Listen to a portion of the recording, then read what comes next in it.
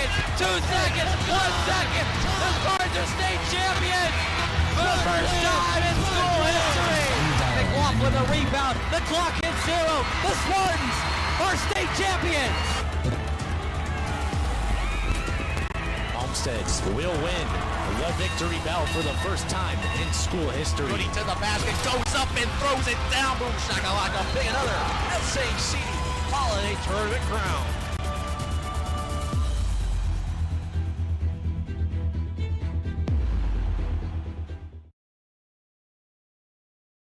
Bishop Dwenger last weekend, we now have a three-way tie at the top of the SEC. 4 weeks remaining. Each week, the stakes get higher in the conference, and that is no different tonight. It's time for Week 6 of the high school football season, as tonight it's the 2-3 Northside Legends taking on the 4-1 Homestead Spartans, live from Dave Walters Memorial Stadium. Now it's time for the OPS pregame show. Here's play-by-play broadcaster Matt Saalfrank. Welcome to Week 6 of the high school football season, everyone. We are broadcasting live from Dave Walters Memorial Stadium as the 4-1 Homestead Spartans take on the 2-3 Northside Legends. Thanks to our radio sponsors, Casa Ristorante, First Federal Savings Bank, Marco's Pizza, Moe's Southwest Grill, Salsa Grill, and Arby's, as well as our exclusive video sponsors, Fort Wayne Orthopedics and Optimum Performance Sports. On tonight's pregame show, you will hear Chris and I break down last Friday's game against Snyder and preview tonight's matchup between Homestead and Northside. Chris's interview with senior linebacker Luke Palmer, my interview with Homestead coach Chad Zollman, and Chris and I's predictions for tonight's games in the conference and some SAC championship scenarios. And first, we take a look back to last week when Homestead took on their rival, the Snyder Panthers. This matchup is different than most years, as the Panthers are not as loaded as typical seasons, which was evident by Homestead's 33-3 win last Friday. Yeah, normally Snyder's the powerhouse in the SAC as of the past couple of years, but this year they have fallen off. I mean, they had a lot of seniors graduate last year, and that was definitely a key point for Snyder, was losing a lot of players, and Homestead came out and got the victory 33-3. It was a very good win for Homestead. And Evan Ormsby continues to amaze as he threw 5 touchdowns last week, 2 to Kistler, 2 to Anderson, and 1 to Sparrow. He passed for exactly 300 yards in what was by far his best game this season. Definitely, that's what we call a bounce-back game for Evan Ormsby. 5 touchdowns, like you said, 2 to Kistler, 2 to Anderson, and 1 to Sparrow. It was a very good game for Evan Ormsby, and I think that's a boost of confidence, especially going down the stretch here for Homestead playing Northside and Carroll next week. Is definitely what he needed, was a boost of confidence and knowing he can do this and, you know, be an SAC top quarterback. And we talked about how Evan Ormsby had his best game of the season last week against Snyder. The same can be said for senior wide receiver Jared Kistler, as he had 6 catches for 129 yards and 2 touchdowns. Yeah, he finally got going this year. I mean, he's had a rough start to the season, not getting a lot of catches, and last week he turned that around, scoring 2 touchdowns, his best on the season. So it was good to see Jared finally get going. Like I said, if this Homestead team's going to take off, now is the right time to do it with a tough schedule ahead the next 2 weeks. So, yeah, Homestead a very good game. And we've talked about some emerging players on the offensive end. Now let's take a look at the Homestead defense. Senior linebacker Trey Kriener was all over the field last week, racking up 9 total tackles and 2 sacks. Yeah, I think that's definitely one of the players that gets overlooked based on how good this Homestead defense is. I mean, there's a lot to be said about the Homestead defense with Palmer, Etchison, Burton, all them, and then you got a guy like Trey Kriener who gets overlooked, in my opinion, because he's second in the team in tackles with 36 total tackles. So very good numbers for him. He's definitely somebody you got to look out for. And so now Homestead is 4-1 on the season, tied at the top of the SAC. We will debate in great detail shortly about the different scenarios of who can win the conference. So stay tuned for that, and that will take us to our first break of the night on the Optimum Performance Sports pregame show. Thanks to everyone joining us now, and stay tuned. When we come back, we will break down Homestead's opponent tonight, the 2-3 Northside Legends, right here on the .91 FM, a production of Homestead Media. What limits you? Too small, too old, insecure, broken. You have no limits.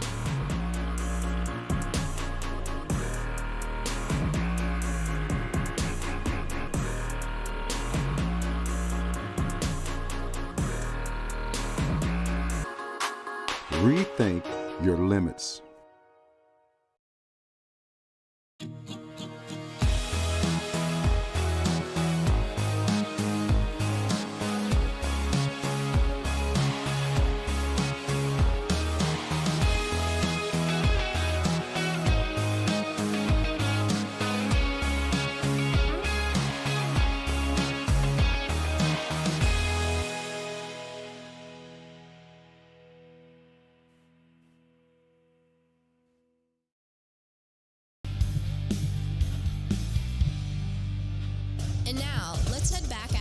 stadium for more Homestead Spartan football right here on the Point 91 FM. Welcome back live to Homestead High School as we get set for kickoff between Homestead and Northside on this Week 6 of high school football in Indiana. And we now take a look at tonight's matchup on the field as we continue on in the OPS pregame show. Tonight, Homestead takes on Northside, who is 2-3 overall, but has one of the best offenses in the state, averaging over 40 points per game.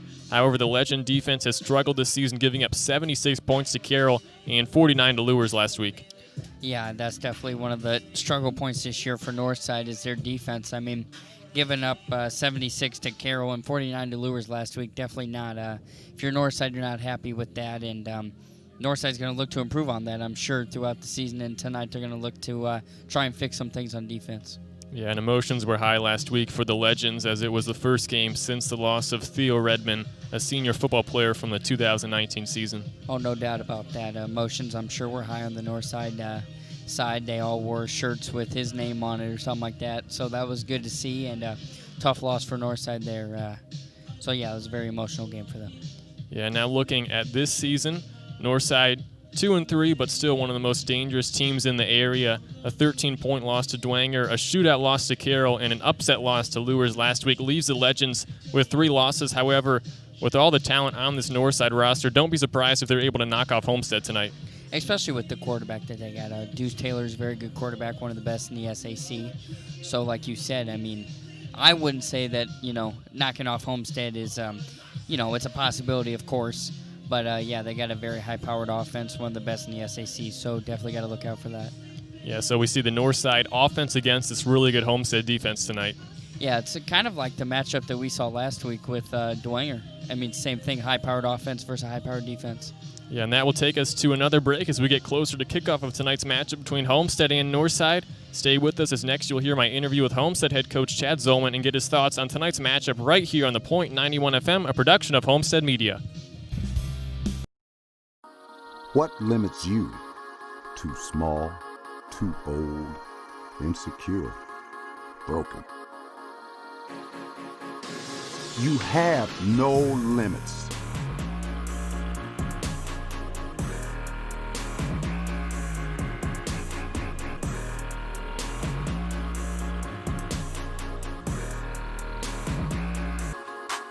Rethink your limits.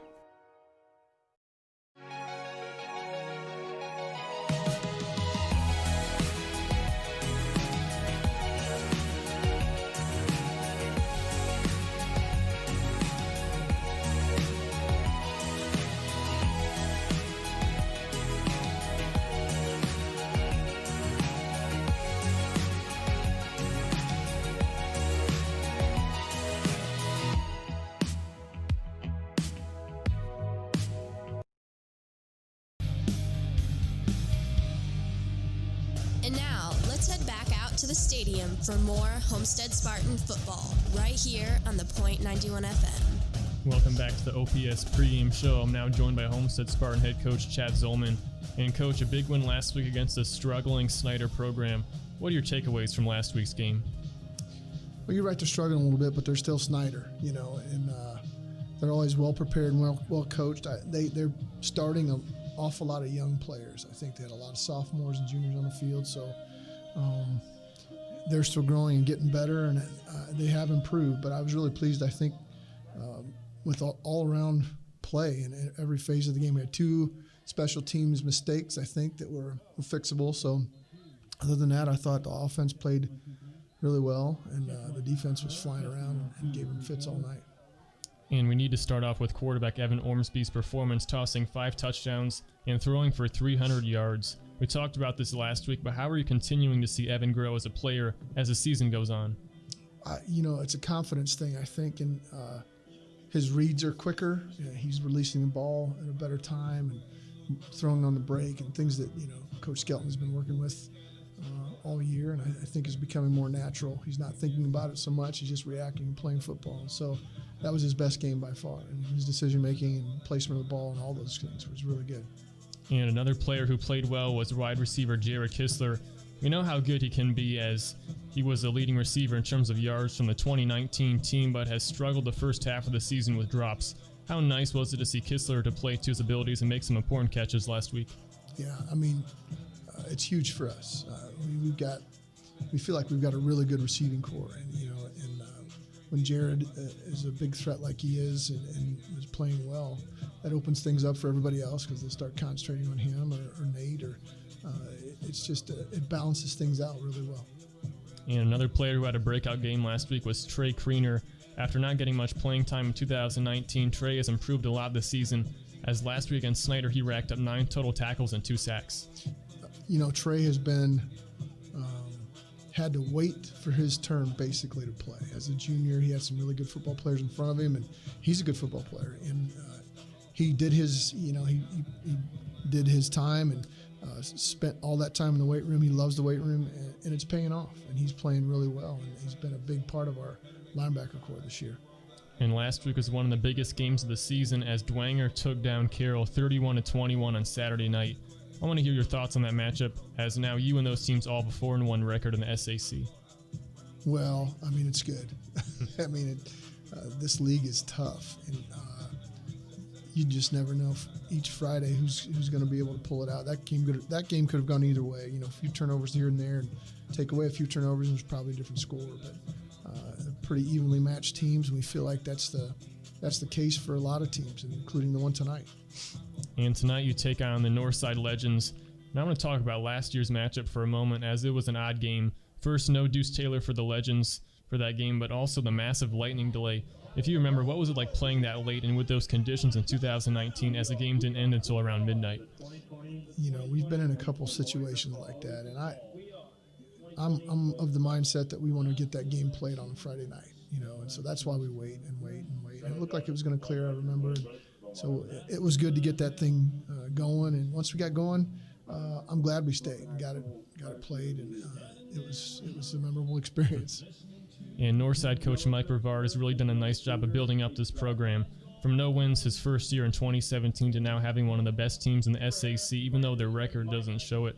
Can you comment on the job Brevard and his staff has done continuing to build up this Legend program over the past few years?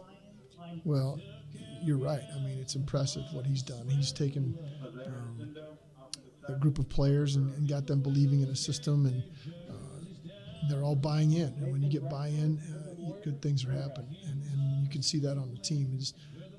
In all phases of the game, they're playing really well. So congratulations to him. I think he's done an outstanding job of turning those kids in his favor, and that's a big deal. And I mentioned it earlier, but when your teams matched up last year, Deuce Taylor was out with an injury, and the Legends were forced to start a freshman quarterback. This year, Deuce is putting up crazy numbers and is among the top of the passing leaders in the state and really the country as well. What is your game plan to slow down quarterback Deuce Taylor tonight?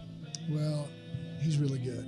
He can throw the ball anywhere he wants to, even off his back foot. He's leaning, throwing things that are pretty impressive, and his feet aren't necessarily set when he's doing it. So he's an impressive football player and tremendous arm. So he's going to complete some passes. We have to make sure that they're passes that are underneath the coverage, and we can come up and rally up and make plays on them once they've been caught. But not giving up the big play, I feel like pressure will help us if we can get pressure on him, and those are the types of things you have to do to a good quarterback.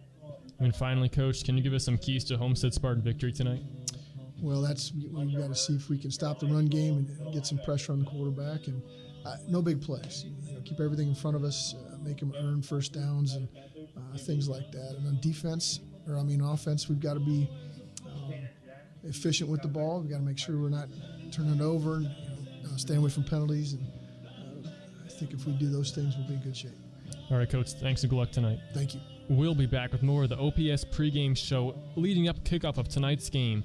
Up next, you'll hear Chris's interview with Homestead senior linebacker Luke Palmer and get his thoughts on tonight's matchup against the Legends. It's Homestead and Northside right here on the Point 91 FM, a production of Homestead Media.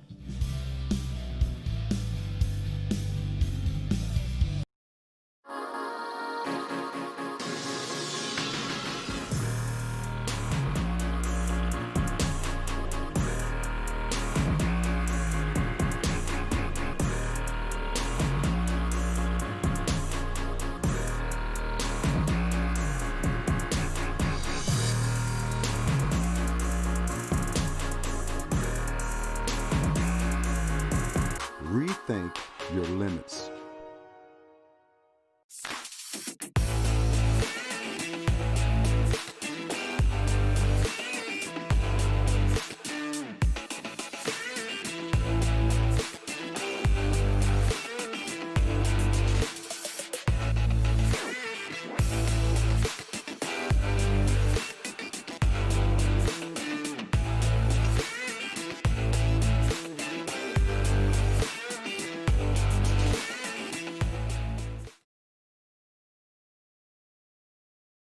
For more Homestead Spartan football, right here on the Point 91 FM. I'm here with Homestead senior linebacker Luke Palmer for this week's player interview here in the OPS pregame show.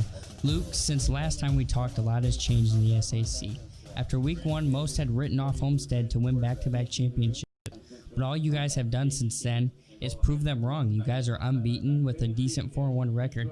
So how have you guys been able to transition from a first-week loss to where you are now with a good 4-1 record? Definitely. Week 1, we were out some starters, which hurt our team morality, and that's, in my opinion, that's part of the reason why we lost that game. We didn't have the people step up when they needed to, but when our starters came back week 2, those 5 guys, something changed on this team. The culture was different, the chemistry was different. So I definitely contribute the 5 people who were out the week 1, the reason why or part of the reason to our success. And then I think it just helped us come together much better as a team and with everyone back. And it's definitely a big part or a big reason why we're having the success we are. And I just can't wait to see it continue. Yeah, so a lot of people thought going into this year that the Spartans would have to have a rebuilding year on the defense side of the ball because you lost a lot of talent to graduation, and also having Luke Goody focus on basketball instead of playing football this year. So how does it feel to prove those doubters wrong and prove that you guys are still a good football team? For sure. We've had people step up in the defensive side of the ball this year, and then Evan Ormsby, he's definitely stepped into his role as the quarterback of our team. First couple games he was a little shaky, but he got into his groove week 4, and he's just continued it going through week 5, and I can't wait to see him doing it tonight as well as the rest of the season. But defensively, yeah, people were doubting us at the beginning of the year because we lost people such as Cam Rogers, Jake Archibald, Nick Martin. All 3 were very key contributors to the success of our team last year. But in my opinion, this year it's no different. We just have people stepping up, replacing their role, and it just shows that even if you don't have the most talented guys, you can have people fill in the role and they can get the job done too. So let's go back to 2 weeks ago and talk about that classic Bishop Dwenger game. First off, now, how intense was that game for you? You know, it came down to, triple overtime. I mean, how intense of a game was that? That game was one for the books, that's for sure. I will remember that game for the rest of my life because it was such a hard-fought battle by both teams. Like you said, triple overtime. No team was willing to give up. It was just who was gonna make the biggest stop, like who's gonna set the hammer down. Homestead decided to do it. Our defense stepped up when we needed to, especially on that 2-point conversion. Everyone got together. We knew it was going to take all 11 of us to get the stop, and all 11 of us did make that stop, and that's the reason why we won that game. I'm here with senior Luke Palmer from the Optimum Performance Sports pregame show. So let's talk about that 3 overtimes and specifically the decision for Bishop Dwenger to go for a 2-point conversion. Can you recall what was going through your mind leading up to that last defensive stop for the victory?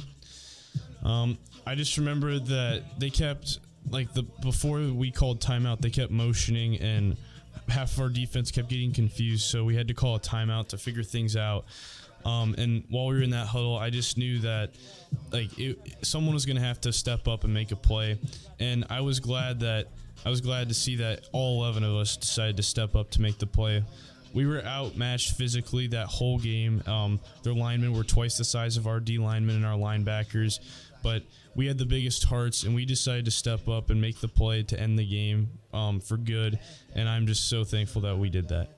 And something that has kind of gone overshadowed this year was last week's win against Snyder. You know, Snyder has always had Homestead's number, and in the history of the games that Homestead and Snyder have played, no one Homestead player has ever beaten the Panthers twice in their football careers until last week when you accomplished that. So how does that feel to accomplish that and beating a tough Snyder team, and you haven't beaten them twice in a row in so many years?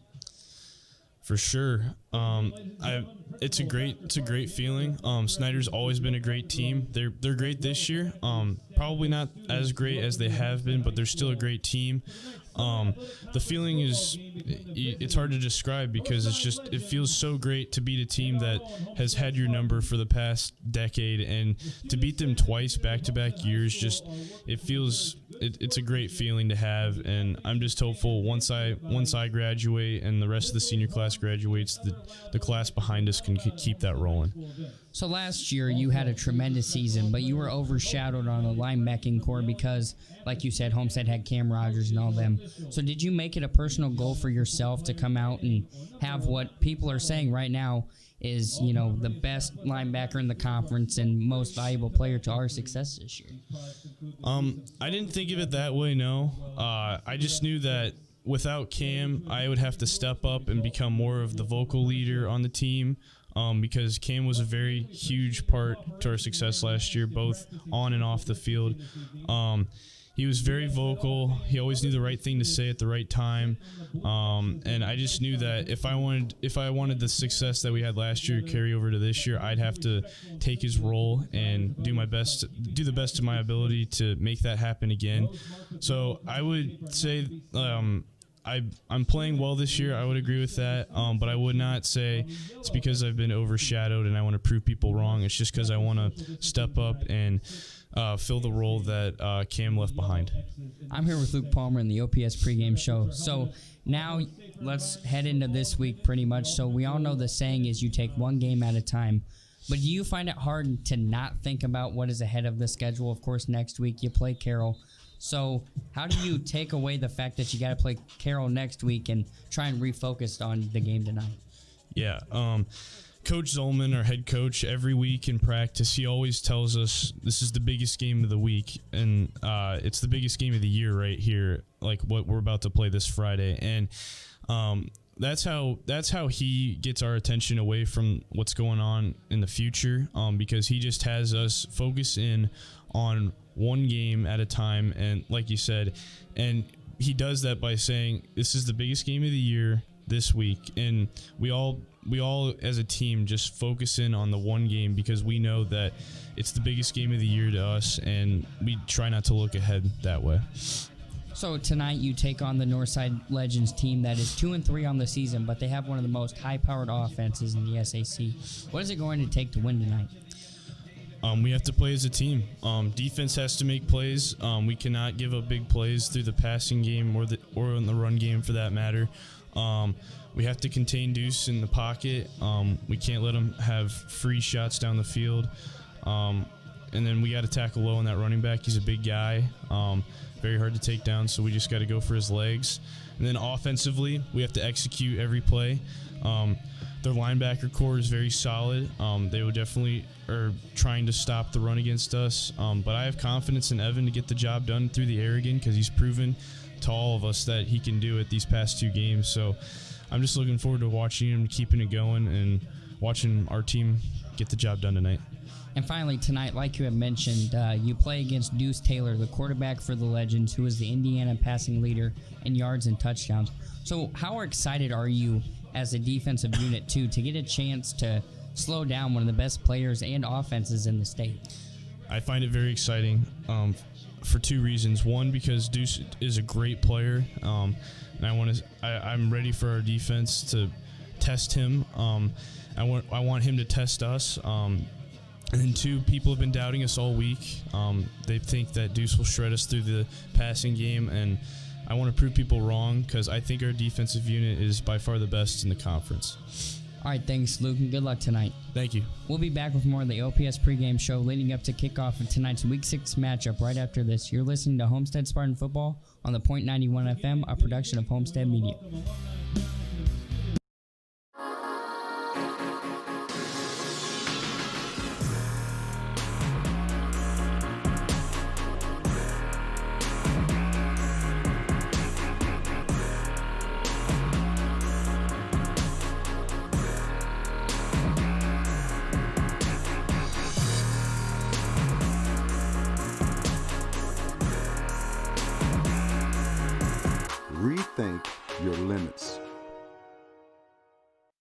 Here at Homestead High School Media, we're taking steps to stay safe during the COVID-19 pandemic.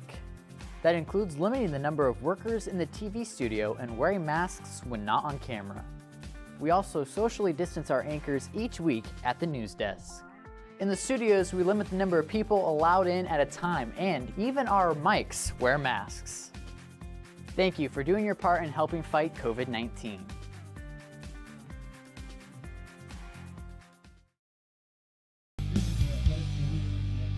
And now, let's head back out to the stadium for more Homestead Spartan football, right here on the Point 91 FM. Welcome back to the OPS pregame show, and now let's take a look back to last week's scores and see how we both fared in our predictions.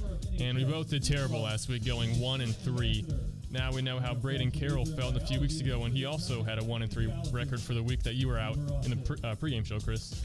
Yeah, definitely 1-3. Not a good week for us. I mean, I basically could have just picked every game against you and did better, but tough week for both of us. Yeah, the only game that I picked right was Dwenger over Carroll, and the only game that you picked right was Concordia over Northrop. Yeah, I picked Concordia again. I like Concordia, and you picked Dwenger over Carroll, so two good picks there for us, but they didn't carry over, that's for sure. And a couple of other games, not in the SAC, but I want to talk about. You have 6A number 1 Center Grove beating 6A number 3 North Central 47-0. I mean, those are two of the top 5 teams in the state, and you have a team like Center Grove just dominating one of the best teams in the state in North Central, shutting them out. That just goes to show, I mean, how tough Center Grove is as a team, and getting down to state in 6A is not going to be easy, and then if you got to play Center Grove at state, you're in for a heck of a matchup down there in Indy. Yeah, Center Grove, the favorite at this point to win the state championship and probably the best team in the state, regardless of class. And another game I want to talk about is a couple of top 10 4A teams. We have Leo beating East Noble 24-0, and that's the first time East Noble was shut out since week 1 of 2016. I'm pretty sure the stat line for that was Leo ran the ball 99% of the time. I think they only threw the ball once. I think that is just goes to show, I mean, how good your run game is. If you can only throw the ball once and still win 24-0, that Leo team could be something this year for sure. All right, so we got the last week out of the way. Now is where it gets interesting. So if you're listening, stay with us. This may be a little hard to follow, but we're going to talk about some SAC individual champion scenarios. And first, looking at the Homestead Spartans, who are 4-1 on the season, who I think have the easiest path. They have the tiebreaker win over Dwenger, only lost to Northrop, who's 2-3. And like I said, the path to the SAC championship is just win out. The remaining games are against Northside tonight, Carroll next week, then at Wayne and Southside to close. And even if Dwenger wins out and finishes 8-1, as long as Homestead wins out, they win the SAC. Yeah, this is definitely the easiest one because Homestead doesn't have to rely on another team. Dwenger and Carroll, they both got to rely on someone, but Homestead doesn't have to rely on someone. They just got to win out and do their job, and they win the SAC, so this is the easiest path for me too. Now looking at Bishop Dwenger, who's 4-1, and they have the second easiest path, or the middle path. They have a tiebreaker win over Carroll. Only lost, obviously, to Homestead a couple weeks ago in 3 overtimes. What they need is one Homestead loss in any of the 4 remaining games. We just talked about Homestead's schedule, so I mean tonight against Northside, that's going to be tough, and then against Carroll, that's the big one for Homestead. If they can get past those 2, they're probably not going to lose to Wayne or Southside. So Dwenger, they need at least one Homestead loss in those 4 games, and Dwenger needs to win out. Tonight they play Concordia, then Lures, then Snyder, and then Northrop. I think Concordia is probably the toughest challenge out of any of those other teams, but we'll have to see. And like we said, even if Dwenger finishes 8-1, they need Homestead to finish 7-2 or worse to win the SAC. And the most likely scenario is that Dwenger does finish 8-1 and Carroll beats Homestead, and the Chargers finish 8-1 and Homestead 7-2, then Dwenger would win the SAC, which that really doesn't seem too unreasonable. That one actually doesn't really sound unreasonable, and I agree with that, is because only Homestead and Carroll, I mean, that's going to be a heck of a game, and maybe Northside could come out tonight and show Homestead something different. So I think Dwenger's chance to win the SAC, it's not as good as Homestead's, but it's definitely not out of the picture. Yeah, then Carroll, who's 4-1 and has the hardest path, in my opinion. They lost to Dwenger last week, obviously. They play Homestead next week, and their path to the SAC championship is basically one Dwenger loss in any of the 4 remaining games. And we talked about Dwanger's schedule. I mean, it's not too difficult. Maybe Concordia is really the only team I could see beating Bishop Dwenger. Like we said, Lures, Snyder, Northrop, those teams aren't towards the top of the conference, but we'll see. And then Carroll, they have to win out. They play against Southside, then at Homestead, that's the big one. Then against Concordia and Wayne. And that's probably the least likely scenario of the 3 possibilities between Homestead, Dwenger, and Carroll winning the SAC, because if Dwenger beats Concordia tonight, like I said, there's pretty much no chance the Saints lose one of their final 3 games. Yeah, Carroll's got to depend on 2 games, as the other ones they only have to rely on 1 game. Or for Homestead, you got to rely on 0 games besides the one you got to win. So Carroll's got to rely on 2 teams. I mean, Concordia, Dwenger, and that's not, out of the picture. But, yeah, Carroll's definitely got a tough path this year. There is a 3-way tie scenario. This one is a little bit out there, but Carroll beats Homestead. That's certainly possible. Then Concordia also has to beat Carroll and Bishop Dwenger. So then Homestead, Dwenger, Carroll, all 7-2, and all those teams going 1-1 against each other. So there would be a 3-way tie for the SAC. That's probably not going to happen, but still a possibility. I definitely would not count out the Concordia Cadets this year. I like what they're doing. I like their defense. So, yeah, that's definitely not likely, but I wouldn't count that out either. Then in our notes here, I put impossible Concordia scenario. I'm pretty sure this is right. I'll have to double check a little bit later. But here's what has to happen for Concordia to win the SAC. Homestead loses to Northside and Carroll, which is certainly possible. They finish 6-3 out of the conference race.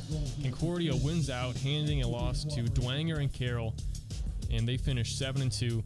And Dwenger has to lose to Concordia, and they have the win over Carroll, and they finish 7-2. And then Carroll loses to Concordia and Dwenger. They also finish 7-2. So Concordia's only losses coming to Homestead and Snyder, who are behind them in the standings. Both Carroll and Dwenger head-to-head losses to Concordia, meaning the Cadets win the SAC outright with a 7-2 record. That's a little bit out there, but like we said, still possible. Yeah, definitely a possibility. And, based on, what all that says, that does sound right, and that is how I would assume Concordia wins, but a lot has to happen for that one. A lot has to go right for Concordia. Now let's take a look at some of the games in the SAC tonight. First, Southside at Carroll, Chris.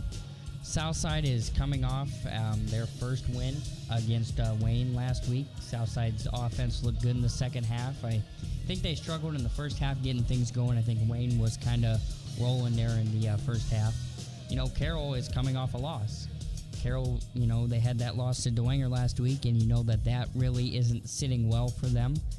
I think this week is a week where Carroll's got to make a statement before you got to go play a Homestead team. I think Carroll wins 42-10. Yeah, going to keep this one short here. Carroll wins in a blowout. Looking at the next game, Snyder at Wayne, a tricky one to predict. Yes, this is a very tricky one because Snyder, they got beat by Homestead last week by 30. I don't really think that defines, a lot on how this game is going to go. Wayne got beat last week, but I'm pretty sure Wayne is ranked in 4A polls or something like that. I think I was reading that earlier today somehow. But so that means Wayne isn't a bad team. I think Snyder's going to look for number 91. I definitely think we saw him last week, number 91. You guys may know. Yeah. He had a very good game for Snyder, so I think he might score a touchdown tonight. If I'm going to pick here, I'd take Snyder by 7. Yeah. We talked about, you just mentioned that Wayne is ranked, and I had a bunch written about that, but I probably should just not even mention that because we're kind of running low on time. But basically, Wayne, after losing to Southside, they somehow received votes in the Class 4A poll. They're 1-4 on the season, doesn't make a whole lot of sense to me, and yet Mr. 91 for Snyder. Expect him to have a big game. I could easily see Wayne winning, but because you pick Snyder, I'm also picking Snyder, so I don't fall behind even more in our head-to-head standings. And Mr. 91, probably the least known player in the SAC, and even we don't know his true mysterious name. I think Snyder wins by 3 or more. Now looking at Lures at Northrop, this one also a tough one to predict. Lures got the upset last week against Northside, and to no surprise, at least for me, Brody Glenn scoring the game-winning touchdown there, and Northrop coming off a loss against Concordia. Concordia's defense is very good, though. Northrop looked good in the first half, and then Concordia came out in the second half. I think the Lures offense is going to look to keep the ball rolling this week. I think the Lures defense has struggled all year, which is a big concern for me, because Northrop's running back is a very good running back this year. I will take Lures by 3. Yeah, we joked about last week that Lures might actually win against Northside, considering they lost 38-0 against Concordia the week prior. And it just shows how crazy the SAC is this year, with a team like Lures beating one of the best offenses in the state in the Northside Legends. And tonight's game between Lures and Northrop, very confusing. Both teams have had their high and low moments this season. I don't know where to go this one. Let's see. Lures or Northrop? I think I will take Bishop Lures, just because I feel guilty that I didn't pick them to win last week. And then they won, so I might as well just pick them this week, because you never know. Final game, Concordia at Dwenger. I have not picked against Concordia in a while. I think we have seen that. I like the Concordia Cadets team. I do. I like the defense. I like when they got Brendan Davis going. He fires on all cylinders for Concordia. I think Dwenger is a good team. Dwenger is one of the best in the SAC for sure.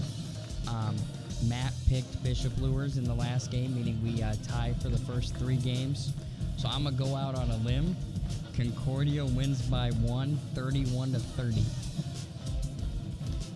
You know, I'll just pick Dwenger just so we have something different. All right, now moving on to tonight's Homestead and Northside game. Deuce Taylor, top 10 in the nation in passing touchdowns with 20. Very impressive. Has passed for 5+ touchdowns in 3 out of the 5 games this season. He's thrown for 300+ yards in 4 of the 5 games this season. Has only thrown 2 interceptions on 145 attempts. So Deuce Taylor, one of the key players, obviously, for Northside tonight against Homestead. Yeah, Deuce Taylor is definitely one of the best in the state. I think he leads the state in passing yards and touchdowns. Read that in the interview I had last, like a couple minutes ago with Luke Palmer. Read that stat. Northside's offense is for sure one of the best in the state, and Homestead's got to look to get some stops on the defense side of the ball. They want to win tonight. Another player to watch out, Jayshawn Lambert. He has some pretty crazy numbers for Northside as well. 583 rush yards, averages 6.6 yards per carry and 4 rush touchdowns. But he also is a very good receiver. 12 catches for 135 yards and 2 receiving touchdowns. So he's a player to watch out for the Legends. And then Bronte, or otherwise known as Tay Johnson, the receiver, freshman, also a top 30 basketball recruit in the class of 2024. He has 19 catches for 373 yards. And he averages 19.6 yards a catch. That's pretty crazy. Has 6 receiving touchdowns, a team high, so it's fair to say this Northside team really has some weapons on the offensive end. Yeah, Northside, this team is loaded on the offensive side of the ball. They have a lot of talent. Palmer said that their running back is hard to bring down. He's a big kid. So they got to look to stop him, too, because if Northside can't throw the ball effectively tonight, they're going to go to the run game. So Homestead's defense got to be prepared for both. You know, I did want to compare Luke Goody from last year, Deuce Taylor this year, and Jeff Becker also this year. Through 5 games, who has the best stats? But we're already about 12 or 13 minutes into this. We should probably just end it there. So maybe next week, if we have time, we'll visit that. And that will take us to another break as we inch our way towards the scheduled 7 o'clock kickoff. Stay with us, and when we come back, Chris will tell you his keys to the game. You're listening to the OPS pregame show on the Point 91 FM, a production of Homestead Media.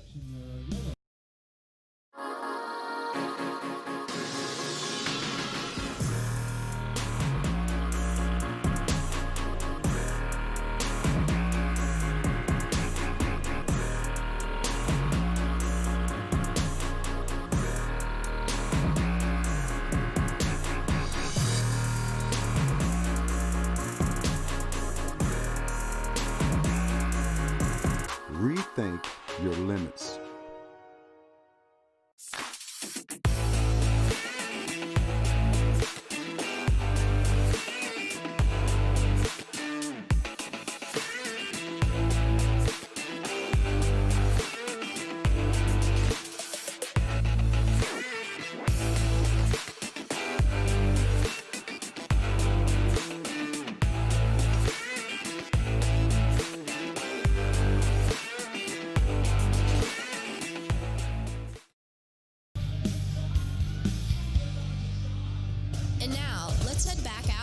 stadium for more Homestead Spartan football right here on the Point 91 FM.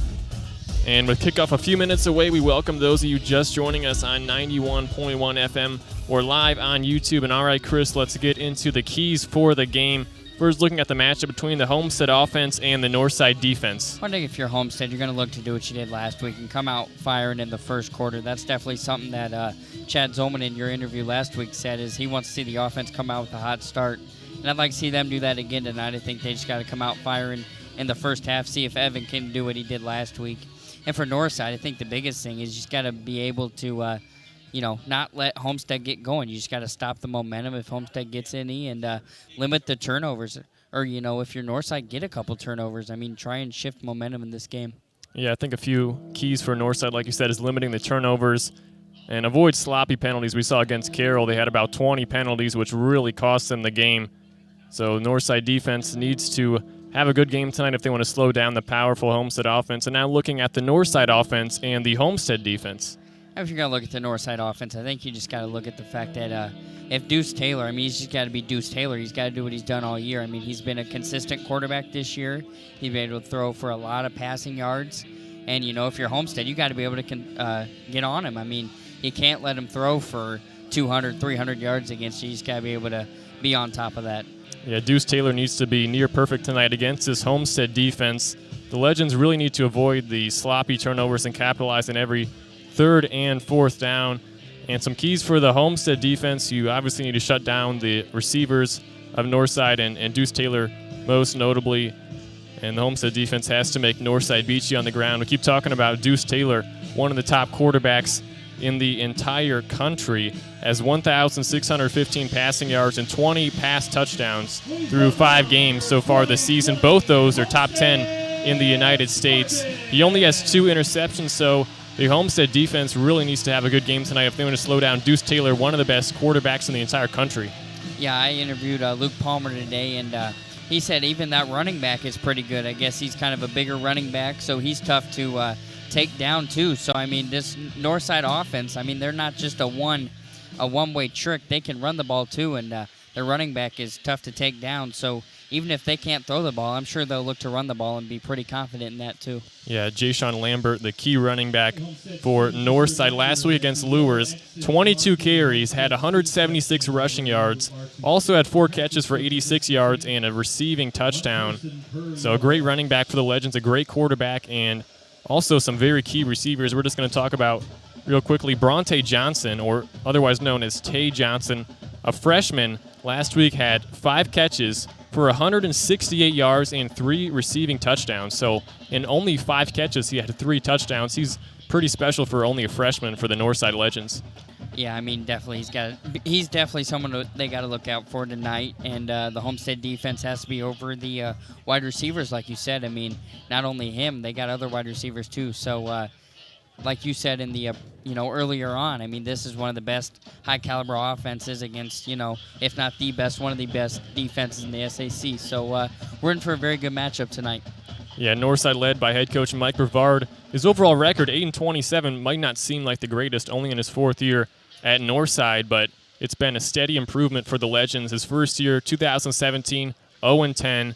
Next year, 2018, they went 2-8, but they had an upset win against Bishop Luers, and that was back when Bishop Luers was one of the top teams. That's the year they beat Homestead in the final minutes of the 4th quarter. Last year, 2019, they went 4-6, but Deuce Taylor missed 4 games, and he wasn't even eligible to play the first 3 games of the season due to transfer rules. So a pretty good year, 2019 for Northside, and then this year 2-3 and counting. That record and not great, but when you look at their schedule, it's been really brutal so far, and doesn't get any easier tonight as they take on Homestead, one of the best teams in the SAC, literally the top team in the SAC in terms of record, at least tied for it. Yeah, it definitely does not get any easier for Northside. They've had a tough go-around recently. They're 2-3. I don't think that, the way they play, I don't really think it shows their record. I think they're better than what their record is. I mean, last week was a very tough loss to Lures. Lures came back and got them at the end. So Northside's going to look to, bounce back. Yeah, this is a Northside offense that averages 474 yards per game. They have 28 touchdowns from scrimmage. On the other end, the Homestead defense, they only allowed 265, so almost half of what the Northside offense averages. They've only allowed 11 total touchdowns, so a really fascinating battle between the Northside offense and the Homestead defense tonight. Yeah, I think it's definitely going to be like I said, it's going to be like the Dwenger Homestead game. I mean, that was one of the high-caliber offenses and one of the high-caliber defenses. So Homestead won that game, so we'll see what happens tonight. Yeah, Northside coming off a 49-46 loss to Bishop Luers last week, and Homestead coming off the 33-3 win at Snyder last week. And the big one against Carroll for the Spartans a week from right here, but they have a tough task taking on Northside. Can't look ahead, definitely. Homestead to kick off. Northside to get the ball. Bronte Johnson in the center. Back to receive along with Jordan Turner on the near side. Ball is up. That's Tay Johnson who catches it. And touchback for the Legends. So we'll get to see Deuce Taylor start with this Northside offense. 89-145, 61% completion, over 1,600 passing yards, 20 passing touchdowns, and only 2 picks on the season. Yeah, he's had a very good year with only 2 picks on the season. That's definitely a good stat for him, is only throwing 2 picks with the amount of yards that he's thrown. So 12 minutes on the clock. Northside to get the ball. 1st and 10 from their own 20. Woods out right. Turner in the slot on the right side. Taylor, the quarterback, rolls out right side. Throws it deep over the hands, intended for Jordan Turner. A little bit high, incomplete pass. That'll bring up 2nd and 10 for Northside. 5 seconds go off the clock. Yeah, pass a little too high there from Deuce Taylor. Looks like they were going to go with, maybe trying to pick up 5-10 yards there. So Northside coming out with the pass. No surprise there. That's definitely what they feel comfortable with. Northside's offense, 40.8 per game average. That's 2nd in the SAC, only to Carroll. Meanwhile, other end, Homestead defense, they allow 15 points per game, which is 2nd in the SAC, only behind Concordia. Yeah, so Concordia's a tough team this year. 3 left, 1 out right. Ball is snapped. And off the middle, that's Lambert. Gets the first down, gain of 15. Jay-Sean Lambert picks up the first down for the Legends. It's a very good run there for Northside. Looks like Isaac Barkus and Austin Keys are in there on that tackle. Very good run for Northside. Like we said previous to the game was the fact that if they can't throw the ball, they're going to run the ball, and they're pretty good at it. And Northside's offense on the road averaged 47 points per game, about 6 better than overall. So this team really lights it up when they play on the road, as they are tonight at Homestead. 1st and 10 from the 34. Taylor throws left side. That's caught by Turner. Gain of about 5 on 1st and 10. It'll bring up 2nd and 5. Looks like Luke Palmer in there on that tackle. I mean, now they're kind of feeling a little bit more comfortable with a short pass and running the ball. So look for Northside to keep that up, throwing short passes. Yeah, Luke Palmer had 10 total tackles last week against Snyder. Had 1 tackle for a loss. The tackle leader for Homestead this season, despite missing week 1. 3 out right. Taylor, the quarterback. Lambert, the running back, now to his left side. Ball snapped. Hand off to Lambert. Up the middle. Breaks free. 1st down and more. Across midfield and finally brought down by about 4 Homestead defenders. I mean, look at Northside right now just running the ball. I mean, they're not even thinking about passing the ball right now. They're just running the ball. So Northside's coming out with something that maybe Homestead wasn't expecting. Maybe they weren't expecting the run. So Northside's doing pretty good early. Isaac Barkus and Ryan Burton, a few of the Homestead defenders, in on that tackle. But 1st and 10, Northside, they're moving the ball, looking good early on. New set of downs on Homestead's 49-yard line. No score, 10:22 to go in the first. 3 out right. Collins. Hand off to him up the middle, and he's met immediately by Matt Miller. 2nd and 10 now at gain of nothing. Yeah, Matt Miller in there in the backfield getting that tackle. Good stop there for Homestead, maybe figuring something out with that Northside run, and maybe now Northside's going to look throw the ball if the running game's not working. Ronald Collins, the 3rd receiver for Northside. 7 catches on the season for 119 yards of receiving touchdown, but also has a rush touchdown as he got the handoff there, but nothing there as Matt Miller able to meet him. Collins in the backfield alongside Taylor. Play action. Throw to Tay Johnson, and he dropped it. It bounced off the ground, unless that was a lateral. Officials didn't blow it dead. But still nothing there for Northside. It'll still be 3rd and 10 for them. Trey Kriener in there on that tackle there for Homestead. Looks like maybe they said he had possession, then dropped it, counted as a fumble, maybe something like that. But Trey Kriener in there on the tackle brings up a tough 3rd down for Northside. Homestead defense looking to make a stop here. Yeah, big play for the Homestead defense early on in this game.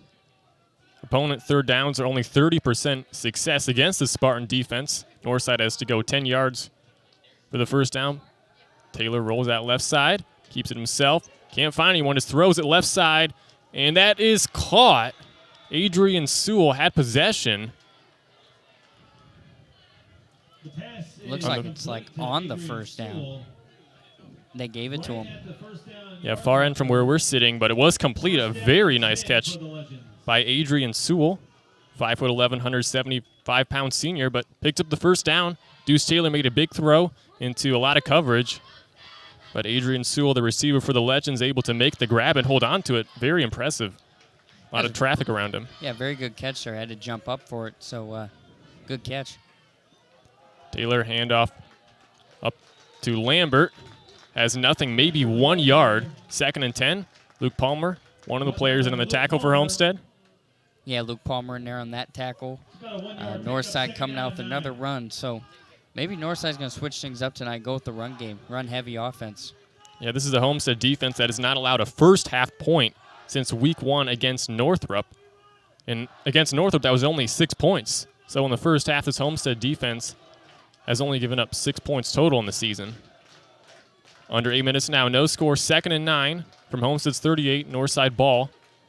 Taylor, play action, across the middle, dropped by Sewell. Would have been a 1st down had he held on to it. Brings up 3rd and 9 now for the Legends. Yeah, had he hung on to that one, that definitely could have been a 1st down and more. He had some open space there, but tough drop for Northside. Brings up another 3rd down here for Northside. Homestead's got to look to get a stop here and get this Northside offense off the field. Last week against Lures, Adrian Sewell had 3 catches for 49 yards, averages 26 yards a catch on the season. Not able to hang on to it there. Big 3rd and 9 for Northside. Taylor rolls out to the right side, tries to evade a tackle, and he is brought down by Andrew Bear of Homestead. Andrew Bear there on the sack with Deuce Taylor. Looks like maybe Northside was running a short pass, maybe. Looks like they had someone running up the field, too. Loss of 13 yards, 4th and 22, so Northside forced to punt it now. Pretty successful drive, at least early on, moving the ball, but a few drops. And the Homestead defensive line, Andrew Bear able just to get past the offensive line of the Legends. They might do that quarterback punt that Homestead likes to do here. Taylor does punt it. Bounces out the 40. No return for Homestead. So the first possession of the game ends in a punt for Northside. Homestead defense did their job thanks to that big Andrew Bear sack, which was a 13-yard loss for Northside. Yeah, big sack there for Andrew Bear. Coming up that big stop, getting the Northside defense off the field. Now the Homestead offense looks to come out and maybe put some points up on the board if they can. Yeah, led by Evan Ormsby. 300 pass yards, 5 passing touchdowns. Only 1 pick last week against Snyder on 16 of 23 passing. He's out there. 3 out right, 1 out left. 1st and 10 on their own 43. Homestead first possession of the game. 0-0, 6:55 to go in the first quarter between Homestead and Northside. Ball snapped. Play action. Ormsby throws a deep right side over the head of Gage Sparrow. Incomplete. 2nd and 10 now for Homestead on their own 43. Looks like Evan had a little pressure coming after him there. The Northside defense was kind of looking to swarm and then had to kind of throw up not a Hail Mary pass, but kind of like a quick pass there to Gage. Overthrew him. Tough break there for Homestead. Yeah, Jalen Walker, Desmond McKenzie, and Jake Lambert, the defensive line for Northside, got to Ormsby right there. End around to Sparrow on the left side across midfield. Gain of about 7. 2nd and 3 or so coming up for the Homestead offense. Yeah, makes it a little bit closer for a third down here for Homestead. Not as many yards to gain now, so see what Homestead wants to do here on third down. If you're Northside, you'd like to get a stop. Yeah, for the first time all season, Homestead ranked number 1 in Blitz's power poll this week. Very exciting. But they have a huge task against Northside. 2 out left, 1 out right. Sparrow in motion again. End around to him. Steps out of bounds short of the first down marker. 4th and very short coming up for Homestead. Around midfield. I don't know. I think I would go for this one. I mean, it's 4th and short, right? I don't know. This is a tough one. Homestead 44% conversion rate on 4th downs this season. Might as well give it to Braden Hardwick, who has been kind of struggling the past few weeks. And Homestead, they are going for it. 4th and 1 on Northside's 48. No score, 6:40 left in the first. Palmer in his H-back motions to the right side along with Chambers. Ball snap. Pitch to Hardwick along the right side. And is dropped for a loss of a couple. Turnover on downs for Homestead, and Northside will get the ball at midfield.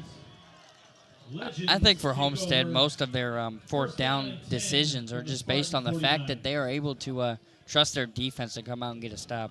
That's definitely one of the points for Homestead, is the fact that even if they do go for it and don't get it, they do trust their defense enough. That possession lasted 21 seconds for Homestead, not exactly ideal. The Northside defense, they give up over 38 points per game. That's 8th in the SAC, but able to hold Homestead's powerful offense to pretty much nothing on the first possession. Legends back out there with the ball on the 49, 1st and 10. Handoff up the middle. That's Lambert. Keeps pushing. And gain of 6 or 7. Bring up 2nd and about 3 for Northside. Good start for Northside. They're picking up some positive yards. They're looking to just keep doing what they're doing. I mean, their first possession went well. They got a lot of first down, so look to do the same thing here. So 2nd and 5 on Homestead's 44. Northside, great field position after the Homestead turnover on downs. To either side. Taylor, the quarterback, along with Jay-Sean Lambert, the running back in the backfield. Sewell on the near side with Turner in the slot. Official blows the whistle. Timeout, Northside. Timeout called by the Legends. 0-0, 5:43 to go in the first quarter. And the Legends have to be pretty happy after not the greatest punt by Deuce Taylor, who's not the punter. On their first possession, Homestead had a 21-second possession, turned it over on downs, and Northside pretty much back where they were a couple minutes ago.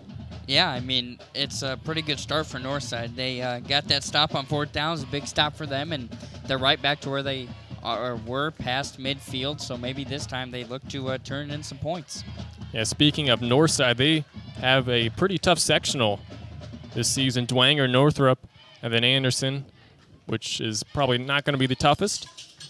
But in their sectional this week, you have Dwanger taking on Concordia. We talked about that in the pregame show. That's a big one. Also have Northrop against Lures, also a bit of a surprise. Could be an upset. Not really sure who's going to win that one. And then Anderson taking on Kokomo. And then obviously Northside at Homestead tonight. 2nd and 5. Ball snapped. Hand off to Lambert. Up the middle. Gain of 1 or 2 as Kriener and Miller in on the tackle for Homestead. Bring up 3rd and about 4. Yeah, it looked like about 4 Homestead guys in on that tackle with Kriener and Miller in there too. So brings up a 3rd down here for Homestead. If you're Homestead, you want to get the Northside offense off the field and get your offense back out there and try and turn in some points. Yeah, Northside only 30% conversion rate on 3rd downs so far this season. 5:10 to go in the first quarter. No score. 3rd and 4 for the Legends on Homestead's 43. 3 out right. 2 out left, no running back. Taylor back to throw for the Legends. Across the right side, complete. Caught by Sewell and pushed out of bounds, be enough for the first down. Gain of about 13. 4:58 left. First down for Northside. Northside has drawn up some pretty good third down plays here. That's their second pass on third down, and they converted both of them. So they've drawn up some good third down plays. So we'll look see here if they just keep it going. Deuce Taylor looking pretty good so far for Northside, making a lot of key throws against his Homestead secondary. 1st and 10 on Homestead's 31, no score, under 5 to go in the first. Handoff to Lambert up the middle, and he's brought down by Luke Palmer after a gain of a few, bring up 2nd and about 7 for Northside. Yeah, Luke Palmer in there on the tackle. Northside's trying to get something going with that running game. They had it going the first drive. Couple good runs there, and now they're just trying to reestablish it in this drive. Jay-Sean Lambert, 5'10", 185-pound senior, 6.6 yards per carry on the season. Has 583 rush yards coming into this one and 4 rushing touchdowns. Also has a couple of receiving touchdowns, so he's a threat. He's now lined up in the slot now. Runs back over to Taylor. To his right, ball snapped. Taylor keeps it himself. Flag's thrown as Parrish was in on the tackle. But we'll have to see what his flag is. Either way, it would have been a third with a lost a couple on 2nd and 6, so maybe 3rd and 8 without the penalty. Officials discussing what the penalty is and the implications, but Homestead's defense just got to the Legends right there. The defensive line has been playing pretty well in this one for Homestead. Yeah, they've been able to get in the backfield. A couple of the runs, they've been able to get a stop in the backfield, not letting Northside get that many yards, so they've been doing good. Andrew Bayer had his 5th sack of the season a little while ago. No score at Homestead. A bit surprising. These two powerful offenses, about 8 minutes of game time has gone off the clock. And a face mask against Homestead. Not really what they're looking for. 5-yard penalty. 5-yard penalty. Northside was 2nd and 6 from Homestead's 27-yard line. Like I was saying, no score yet. A bit surprising, considering how good these offenses have been the past few weeks. Yeah, they've both been able to put up a lot of points, but the Homestead defense is good. So seeing Northside with 0 points isn't surprising, but Northside's driving right now. They got it going. So still 2nd down for the Northside Legends, who are 2-3 on the season, 1-2 away.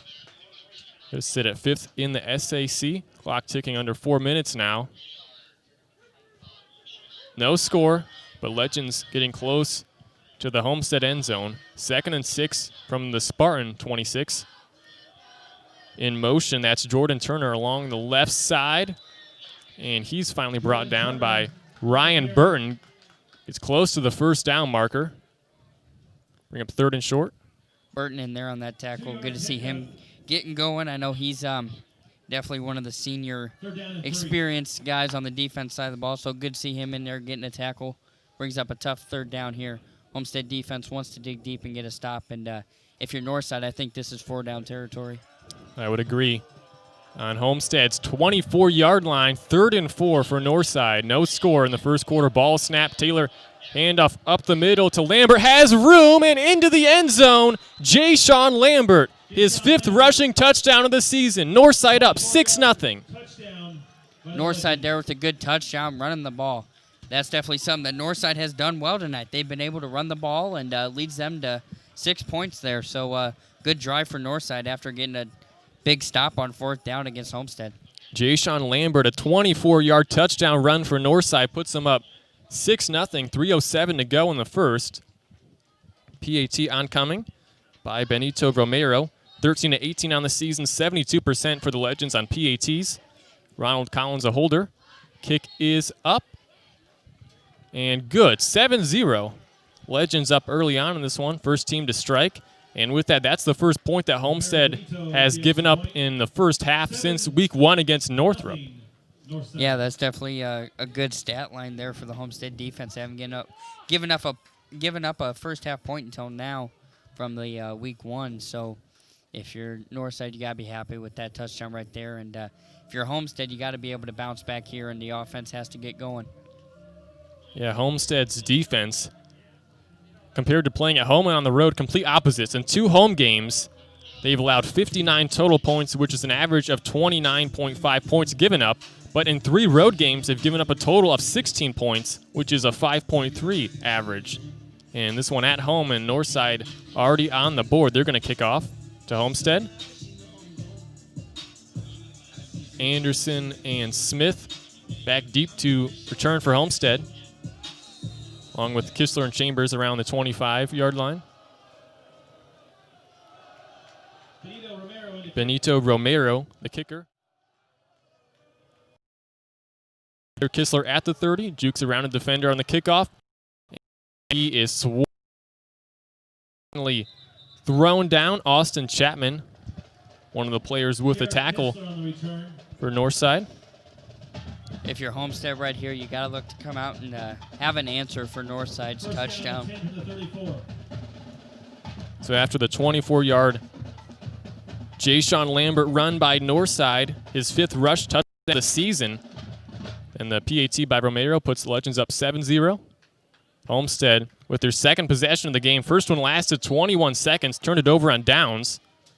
1st and 10 on their own 34. They trail 7-0. Ball snapped.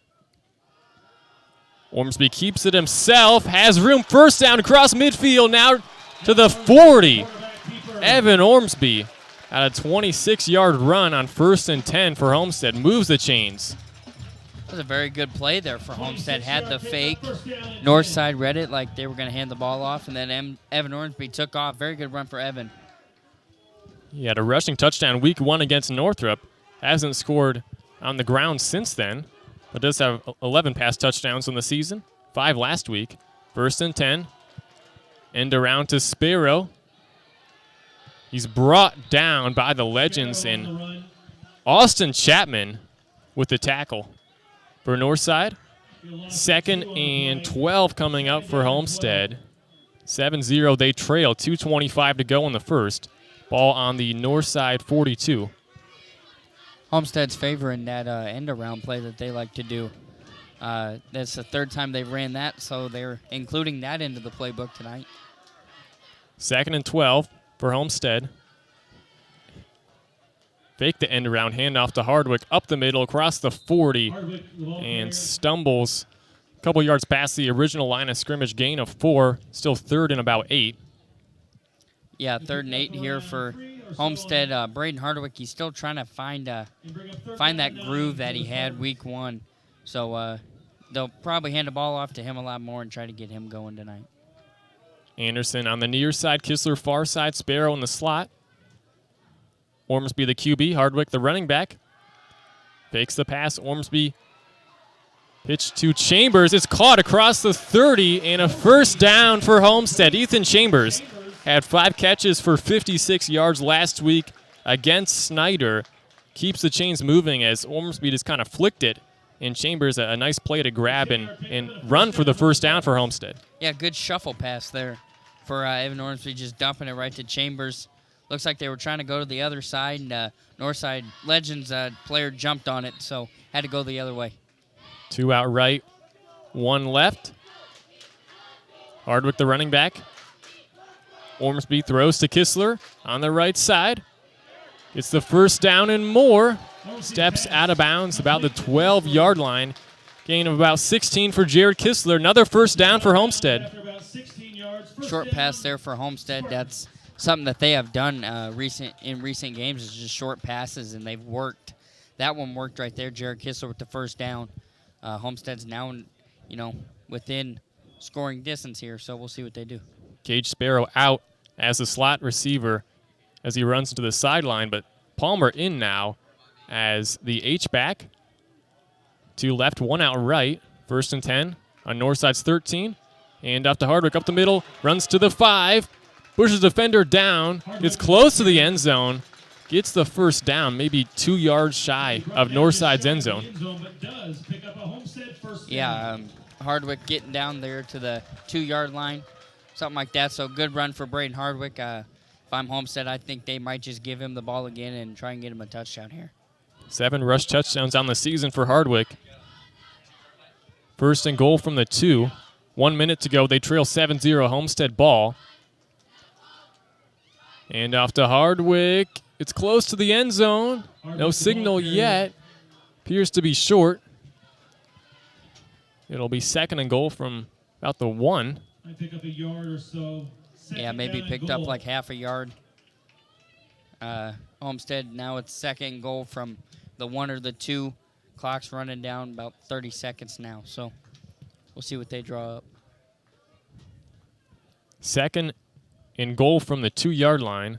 7-0. Homestead has to run one more play. They trail in this one before the first quarter ends. Chance to score potentially. Ball snapped. And off to Hardwick. He's met immediately in fumble. Ormsby picks it up, and he's brought down. Loss of about 18, so a really tough play as someone's down for Homestead. Can't see who that is from here. Just a disastrous play. Braden Hardwick. That's Braden Hardwick is down. The running back, we all know about his injury last season as Nick Siddharth, the backup running back, runs on. Hardwick a bit shaken up on his feet, and that's just tough. Hardwick, someone that was playing so well last year and suffered that season-ending injury. Now took a big hit from the Legends. After that first run, the one that he had for 12 yards or so, he did come up limping a little bit. So hopefully it's nothing too serious. Third and goal from the 16 now.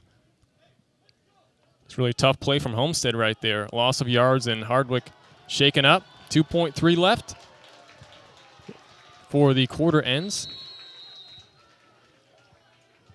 And with that, the clock hits 0 in the first quarter. 7-0. Northside leads over Homestead after 1. We'll be right back after this.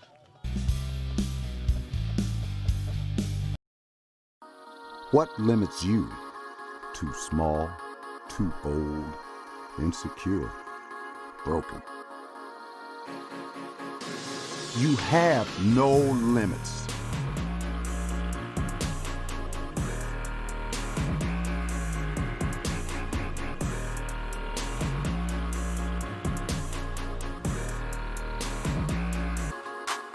Rethink your limits.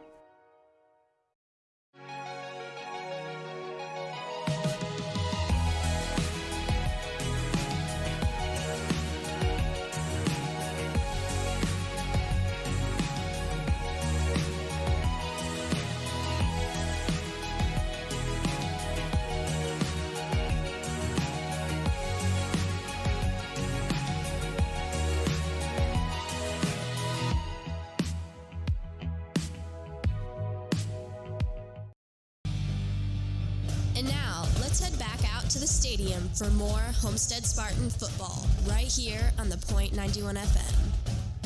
Start of the second quarter, Homestead down 7-0. Third and goal from Northside 16. Siddharth out there as a running back after Hardwick shaken up on the last play. Fumbled it, but Ormsby able to fall on it after a loss of about 14, though, for Homestead. Ball snapped back to throws Ormsby. Across the right side. And it is caught. Jared Kistler, another touchdown for Homestead. Homestead on the board with the answer from the Northside touchdown there. Now Homestead's on the board with 6 points. Good pass there from Evan Ormsby to Jared Kistler. Good connection there for a 16-yard touchdown. That's Kistler's 4th receiving touchdown of the season. It's now 7-6. Joe Dugan on for the PAT. Missed 2 last week. Well, one was blocked. One was just a bit low. 88% on the season. 16-yard touchdown. Ormsby to Kistler. PAT is up. That's straight down the middle, like we're used to seeing from Joe Dugan. 7-7. So one play, and just like that, we're tied after the start of the second quarter, Chris. Yeah, it was a very good response there from the Homestead offense after Northside gets on the board first, not getting down and out with it, coming back, getting some points up on the board is a very good answer from the Homestead offense. Now we definitely need to look and see the Homestead defense coming out and trying to get a stop. That touchdown doesn't sit well with them. Like you said, they haven't given up a first point since the week 1, so they don't like seeing that 7 up on the board. Ormsby with his 11th pass touchdown of the season and his 6th in the past 2 weeks. Had 5 last week against Snyder, 7-7. We'll have to see how Hardwick is doing and see if he comes back in for Homestead the next time they're out in offense. But the Spartans to kick, Northside to receive. Bronte Johnson, the near side. Now Sewell backs up to receive. 7-7, tied between Homestead and Northside. Big time matchup. Homestead 4-1, Northside 2-3, looking for the upset win.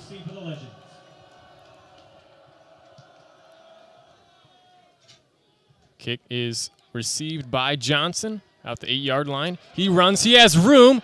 Across the 40, 50, other 40, 30, 20, 10, touchdown, Tay Johnson.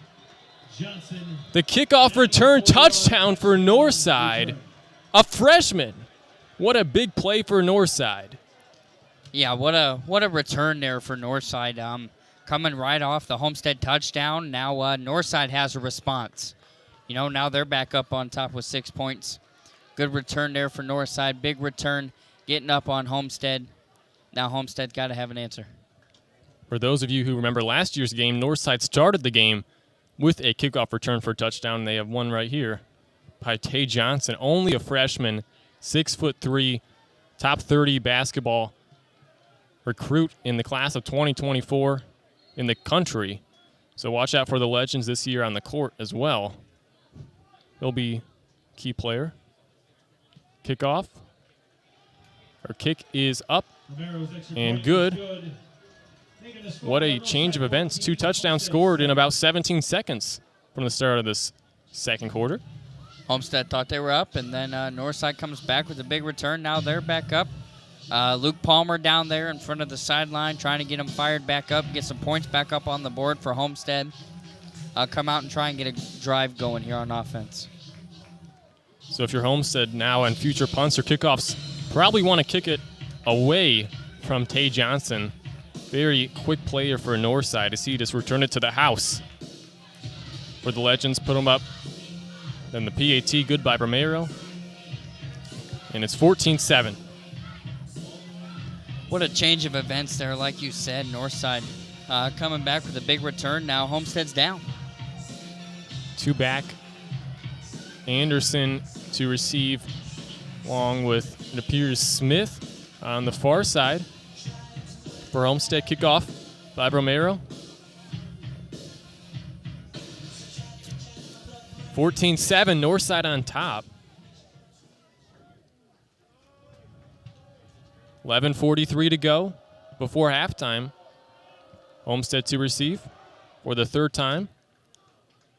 Goes out of the end zone, touchback for Homestead.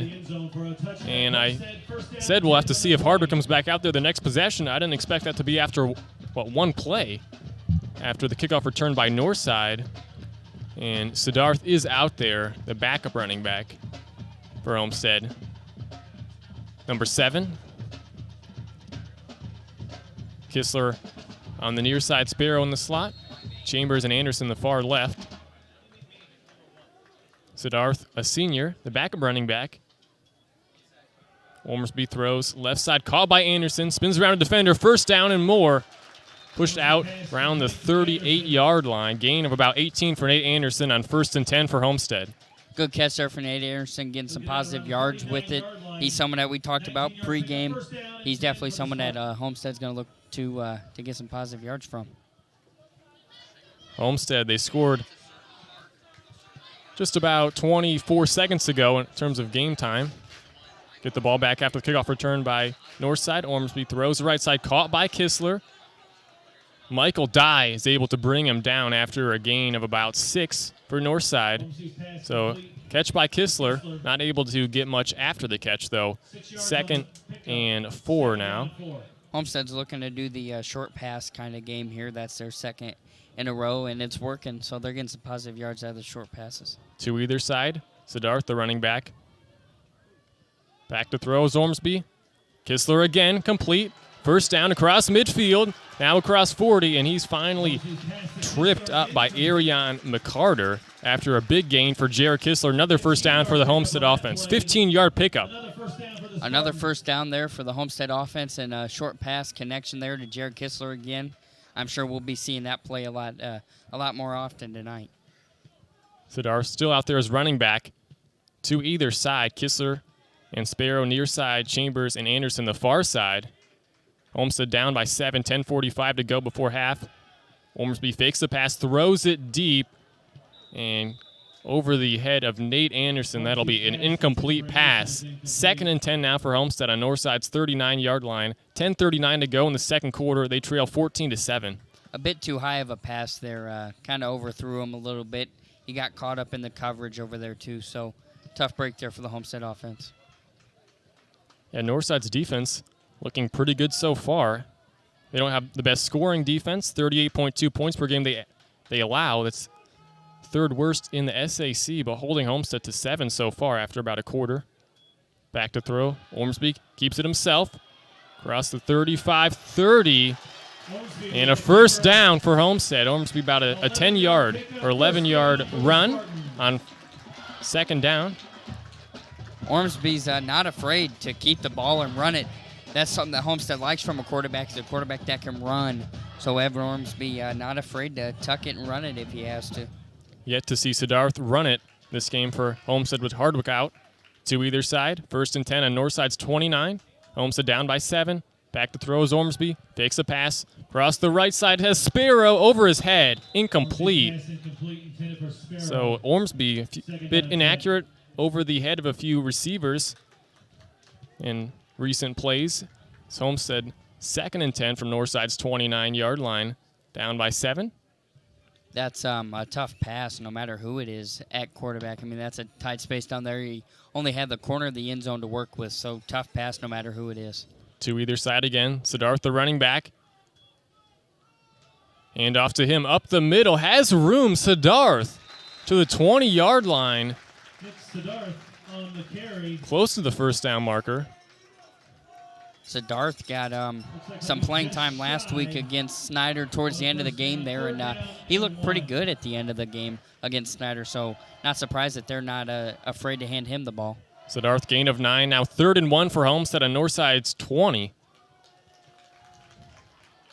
Two receivers either side once again. Ormsby hand up to Siddharth. Dives forward. Was he able to reach for enough? This might be a measurement. It was 3rd and 1, and they give him the first down. No measurement needed. So Siddharth able to get the 1 yard that the Spartans needed, and now 1st and 10 from Northside's 19. Homestead looking to tie things up, down by 7 now. 9.5 to go in the second. Two receivers either side. Kistler, Sparrow on the near side, and Chambers and Anderson on the far side. Ormsby, the quarterback, alongside Siddharth. The backup running back, ball snap. Ormsby to throw across the right side, has Kistler. Bobbled it, incomplete. Kistler was fighting with some of the Northside DBs. Yeah, it looks like a little bit of a pushing match down there in the back of the end zone too. Homestead coaches wanted to call there, but tough break there for Homestead. Yeah, I think there was a bit of contact from both sides. Yeah. Looked like a pushing match back and forth. But 2nd and 10 now for Homestead. On Northside's 19. Down by 7. 9:10 to go. Play action. Across the left side as Chambers caught. Ethan Chambers, the touchdown for Homestead. Good pass there from Evan Ormsby to Ethan Chambers there. Good pass. Way to find him in the end zone there. Homestead has another response for a Northside touchdown. So this might be a back-and-forth game all night. Yeah, slow first quarter, but 3 touchdowns in less than 3 minutes of game time. Dugan on for another PAT. Chambers a 19-yard reception for a touchdown. That's his 2nd touchdown of the season. Ormsby's 13th throwing touchdown. PAT good by Joe Dugan. And it's tied, 14-14. 14 apiece. So let's see what Deuce Taylor and this Northside offense can do. They haven't played for a while because obviously the kickoff return by the Legends, and Homestead got the ball right back. So we'll have to see what Deuce Taylor and company can do. Retake the lead potentially. 9:06 to go, tie game. See what Northside looks to do here on that kickoff return again.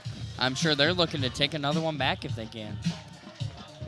Yeah, Carter Dixon going to try to kick this as hard as he can, get it to the back of the end zone, or at least kick it away from number 21, Bronte Johnson.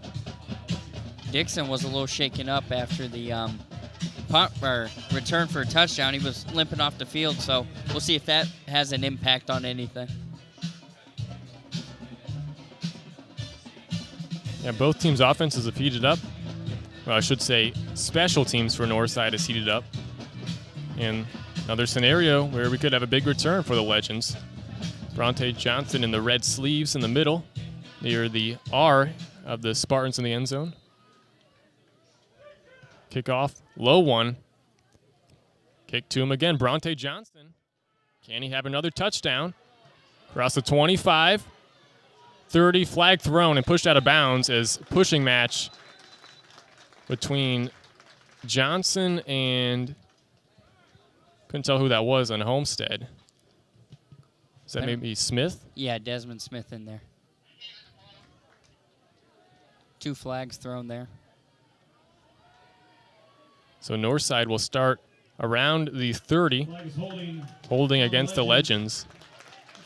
That'll move them back a little bit. Move them back 10 yards from the spot of the foul, but still 1st and 10 for Northside. And Deuce Taylor, top 10 passing quarterback in the country in yards and touchdowns. Only 2 interceptions, 20 pass touchdowns. Yeah, that's definitely a big stat for him. I mean, a quarterback that is passing as much as he has and only having 2 interceptions, that's a very good stat for him. Northside to have the ball for the 4th time by my count. First time they punted, next 2 touchdowns. 3 out right, 1 out left. Taylor throws right side, caught by Sewell at the 20. Has room and swarmed by basically the entire Homestead defense after a gain of a couple, 2nd and 6 maybe. Yeah, it looked like the entire Homestead defense was in on that tackle.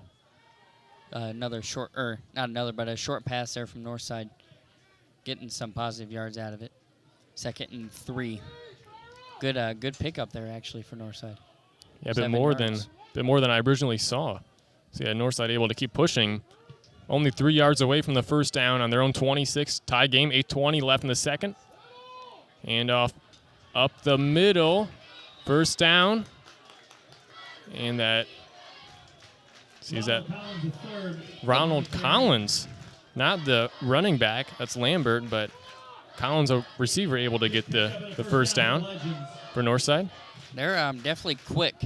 No matter who they hand the ball off to, their running back's pretty quick, and then Ronald Collins is a quick one too. He plays wide receiver, so he's quick. So this Northside offense can fire on all different kinds of calibers. 8 minutes to go, tie game, 1st and 10 on their own 42. Taylor throws. That's dropped. Was it a lateral, though? It doesn't appear to be. That was intended for Jordan Turner, the junior receiver. Incomplete pass. Pass is incomplete. 2nd down and 10. Now 2nd and 10 for Northside. Looks like the pass was not a lateral pass or a backwards pass. It was a forward pass there. So no fumble called.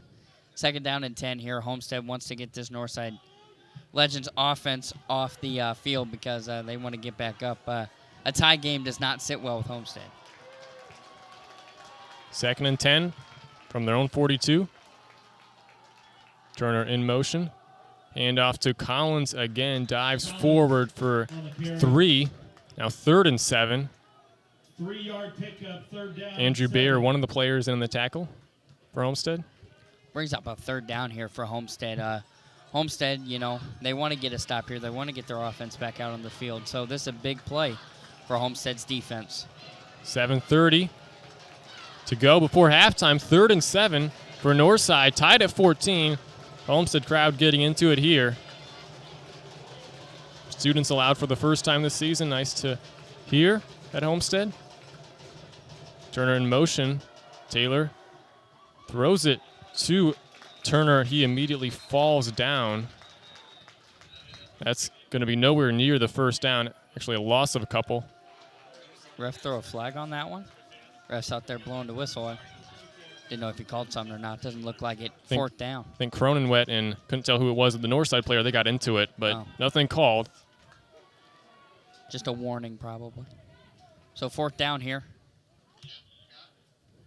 4th down and 12 going up. 4th and 12. They're going to go with the quarterback punt again, or are they going for it?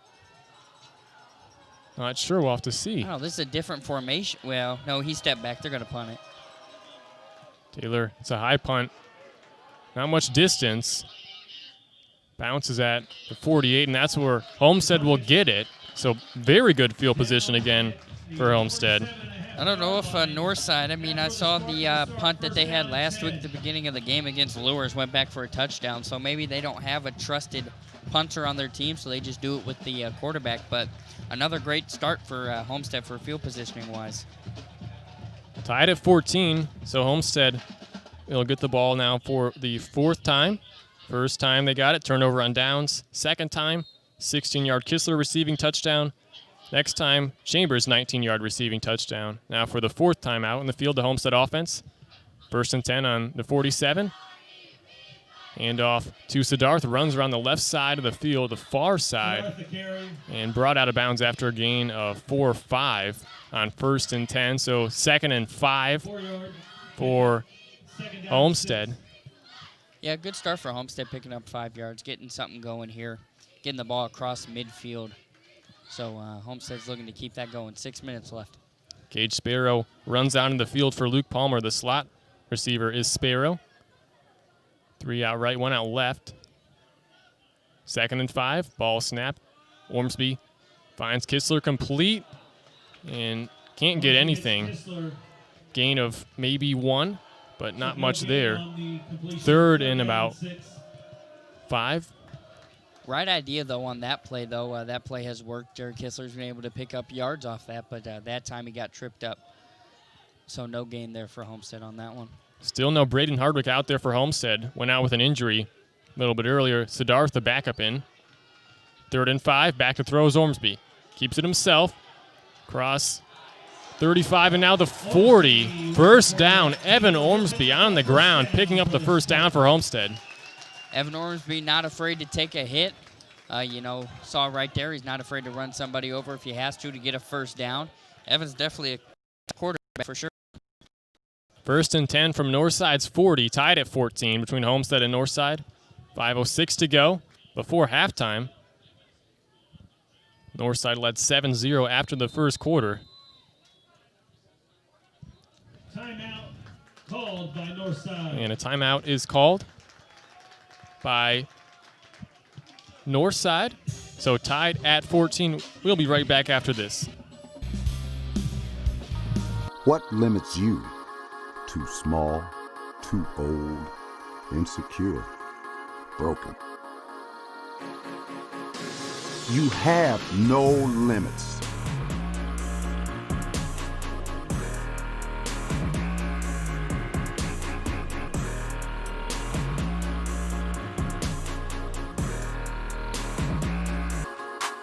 Rethink your limits.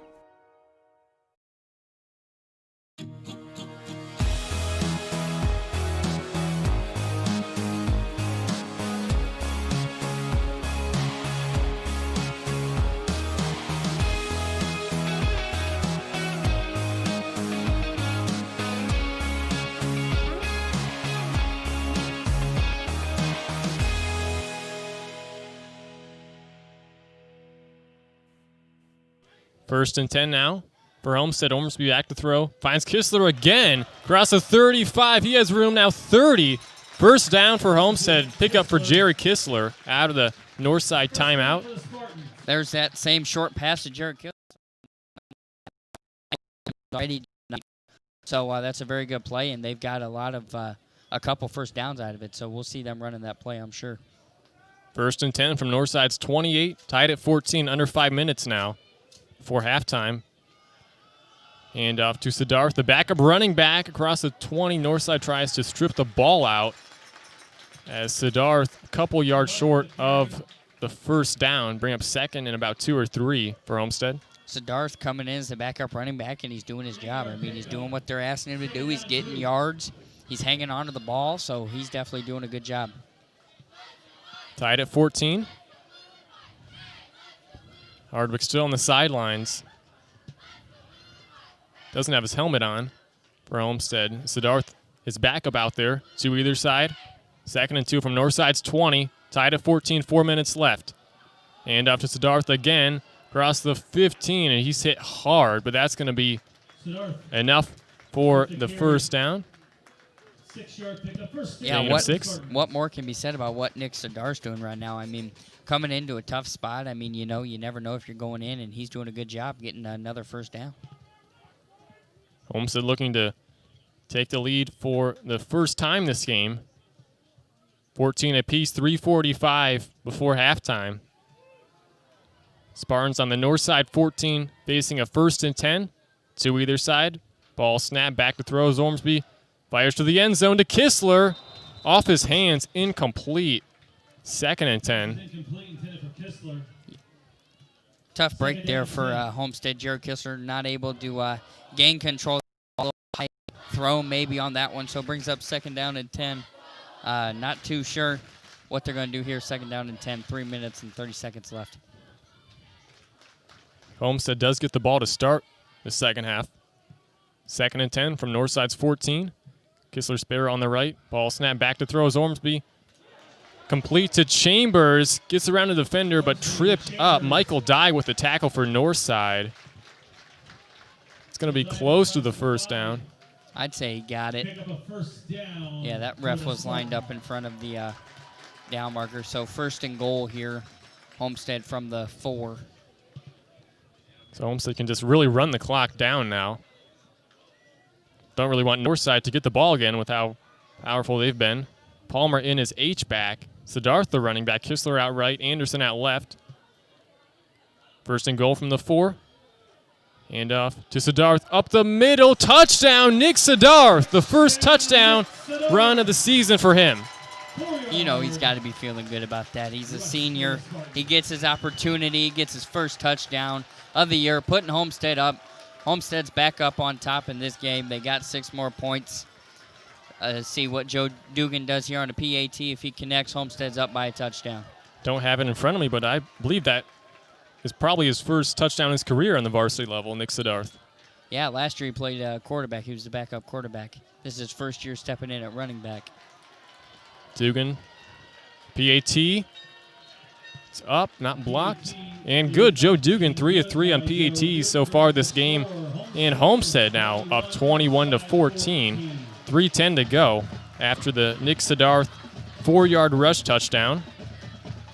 It's been a shootout, really, the second quarter. Yeah, this definitely been a shootout in the second quarter here. First quarter, I mean, it's kind of slow. Defenses were showing up, and then second quarter, both teams took off. Homestead's up by 7. Now they just got to get another stop because you don't want Northside to tie it up before halftime. First possession of the game for Homestead. Turnover on downs. It lasted 21 seconds, but the past 3 possessions have all been touchdowns. 16-yard Kistler receiving touchdown, 19-yard Chambers receiving touchdown, then Siddharth the rush touchdown for Homestead of 4 yards. And now for Northside, a Jay-Sean Lambert 24-yard rush touchdown was the first score of the game. Put him up 6-0. Then the PAT by Romero put him up 7-0. Then we had a kickoff return touchdown by Tay Johnson. And Northside, in this quarter, they haven't really done a whole lot in terms of offense. I know they scored a touchdown in special teams, but let's see if Deuce Taylor and Sewell, Collins, Turner, and Johnson are able to do anything. Kickoff. Squibb. Smartly away from Bronte Johnson. And he's hit hard. Fumble. Barkus to the end zone. Touchdown, Homestead. Northside fumbles it, and Isaac Barkus returns it to the end zone for Homestead. Big hit there on the return. I think that was Austin Keyser in there with the hit, and then Barkus picks it up, runs it back for a touchdown. Big turn of events for Homestead. Now Homestead's up by 2 touchdowns. Oh, that caught me off guard for a second. Homestead smart to kick it away from Bronte Johnson, who returned it for a touchdown the last time he got the ball. But now a fumble, big hit, like you said, by Keyser, and then Isaac Barkus, number 22, returned it for Homestead to the end zone. Now 27-14. Just crazy. This one's going to be a shootout, I can tell. Already is. Yeah, already up to now. We'll see what happens here on the PAT, but this game's already above 40 points combined in the first half. So Barkus, a fumble return touchdown for Homestead. Dugan put him up 28-14, and he does just that. So, wow, just a couple minutes. Homestead now up by 2 possessions. Yeah, now Homestead's up by 2 possessions. That was a big play there for Homestead, getting a touchdown back, and now they're up by 2 scores, feeling a little bit better now. But Homestead's defense still needs to come out and get a stop. Yeah, just a crazy turn of events. A lot of scores. Homestead, I wouldn't even call that a possession, but the last 4 times they really had the ball, all touchdowns.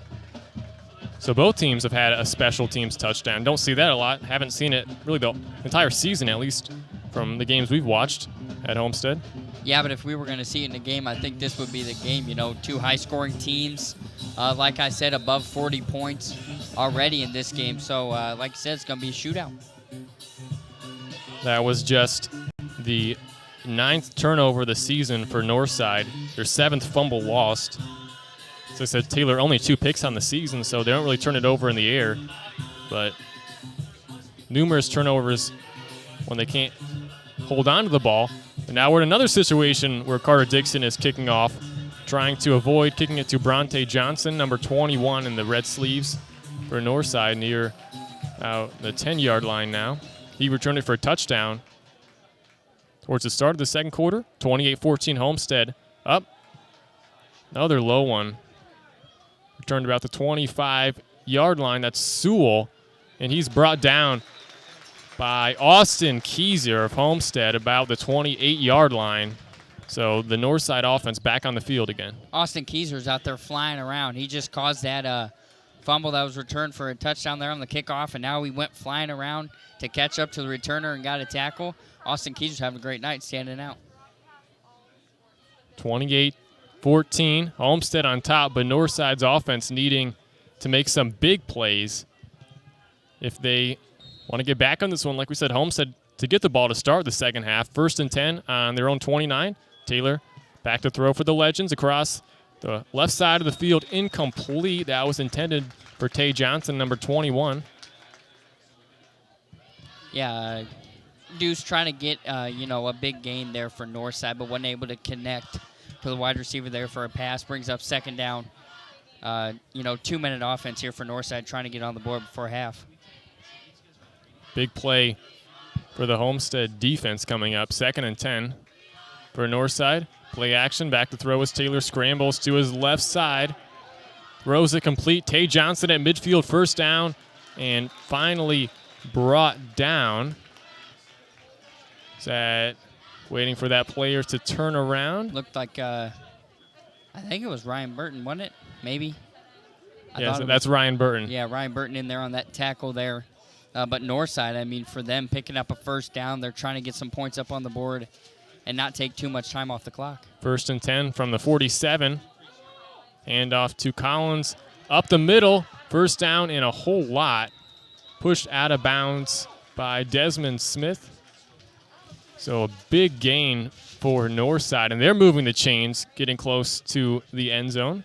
Looks like Homestead wide receiver and tight end Ethan Chambers out there playing some defense too. Playing safety out there, so he's playing both sides tonight. Yeah, we'll see who's out on the Homestead sideline. I don't think I have no clue, actually. See, Ryan Burton is on the sideline, actually. Burton on the sideline now. So 28-14, Homestead leads, 2:29 left, but Northside driving. Couple big plays in a row. Ball snapped. Taylor keeps it himself, runs across the 20 and 15, brought out of bounds by Andrew Baer of Homestead. Deuce Taylor, I mean, he's getting something going now. They're driving. They're getting some points scoring. They're not taking that much time off the clock, so they're doing good right now. 28-14, Northside down. They led 7-0 after the first quarter. Only points this quarter coming on a kickoff return for a touchdown, but close to the end zone here. On Homestead 16, flag is thrown. It'll be 1st and 10 before the flag. False start, I think, there. Jackson Chrisman runs on for Andrew Bear. Yeah, and false start. 5 yards. Or as they called it at Snyder last week, illegal procedure. Yes. Illegal procedure there on Northside. We talked about in the pregame show, penalties really killed them against Carroll a couple weeks ago, about 20 penalties. Haven't seen a whole lot tonight, but still those false starts never ideal for any team. I think definitely in the second half, that's something that they got to look out for because they want to stay in this game, can't take tough penalties. Northside down by 14.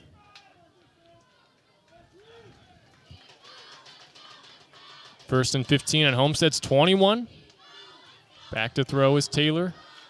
Across the left side, intended for Collins, but he was tangled up with Desmond Smith, incomplete. That was behind him anyways, a bit short. Yeah, like you said, he got tangled up there, and then that pass was thrown too short to have a chance at that for Northside. Brings up a 2nd and 15 here for Northside. You know, if you can't get all of the 15 yards, at least try and pick something up, make that third down a little bit easier than 15 yards. Yeah, Northside ranked 12th in the 5A media poll, not ranked in the coaches poll. I think despite their 2-3 record, they are still in the top teams in Class 5A. Yeah, I don't think their record of 2-3, I don't really think that shows who they are as a football team. Sewell outright, 3 out left. Turner in motion now to the right side, and 2nd and 15. Hand off to Collins up the middle, gets close to the 10-yard line, still a couple yards short. Maybe 3rd and 5 for Northside coming up. Yeah, it looks like a 3rd and 6 for this, or 3rd and 6 according to the scoreboard here for Northside. So it's a big stop here for Homestead if you can. I'd assume 4 down territory for Northside. Yeah, under 2 minutes now. Clock still rolling. Northside close to the Homestead end zone. This would be big for them if they can score here. To either side. Taylor, the quarterback for Northside. Player in motion, that's Turner. Hand off to Collins, up the middle, goes across the left side. He's brought down. 4th and 2, maybe? By Jackson Chrisman. At around the 8-yard line. Yeah, 4th and short coming up for Northside. Definitely go for it here if you're Northside. 4th and 2. Homestead's defense looking to come up with the stop. You know, going into halftime with 2 touchdown lead, that's always a good thing.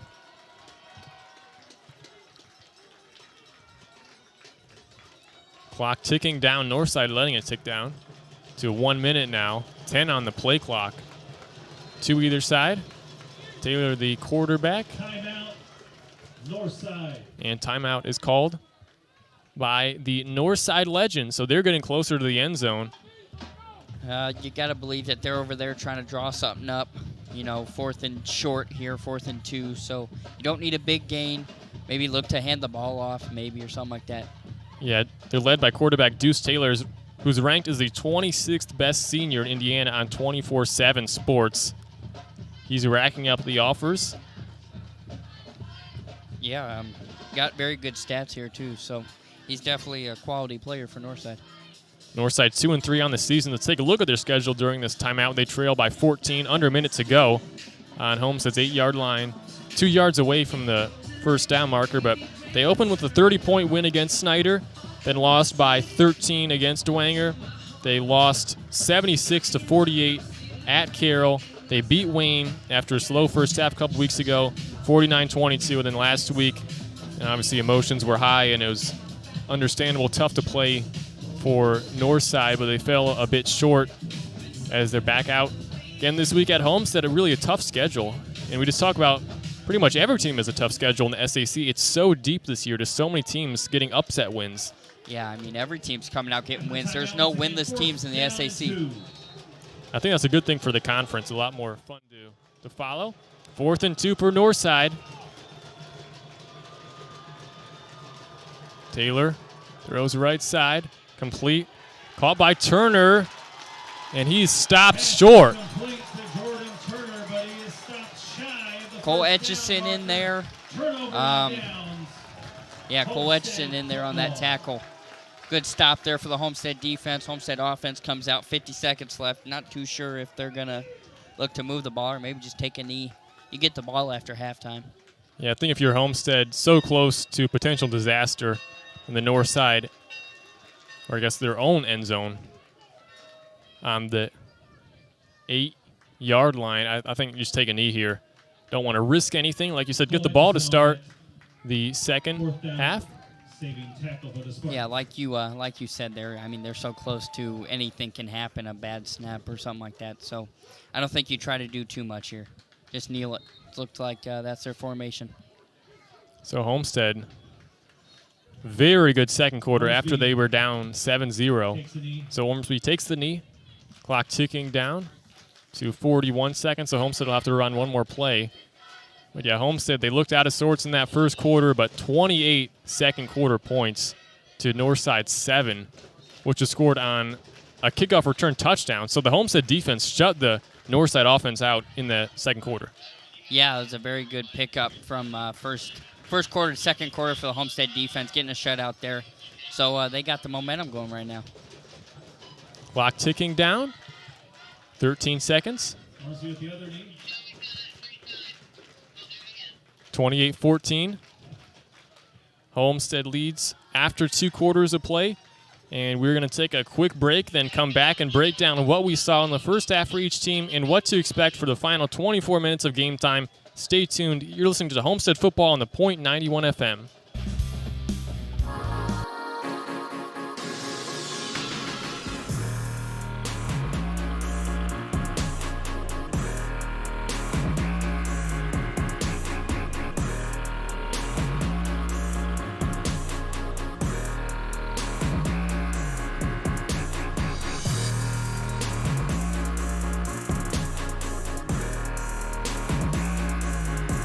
Rethink your limits. Here at Homestead High School Media, we're taking steps to stay safe during the COVID-19 pandemic. That includes limiting the number of workers in the TV studio and wearing masks when not on camera.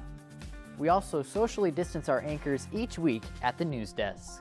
In the studios, we limit the number of people allowed in at a time, and even our mics wear masks. Thank you for doing your part in helping fight COVID-19.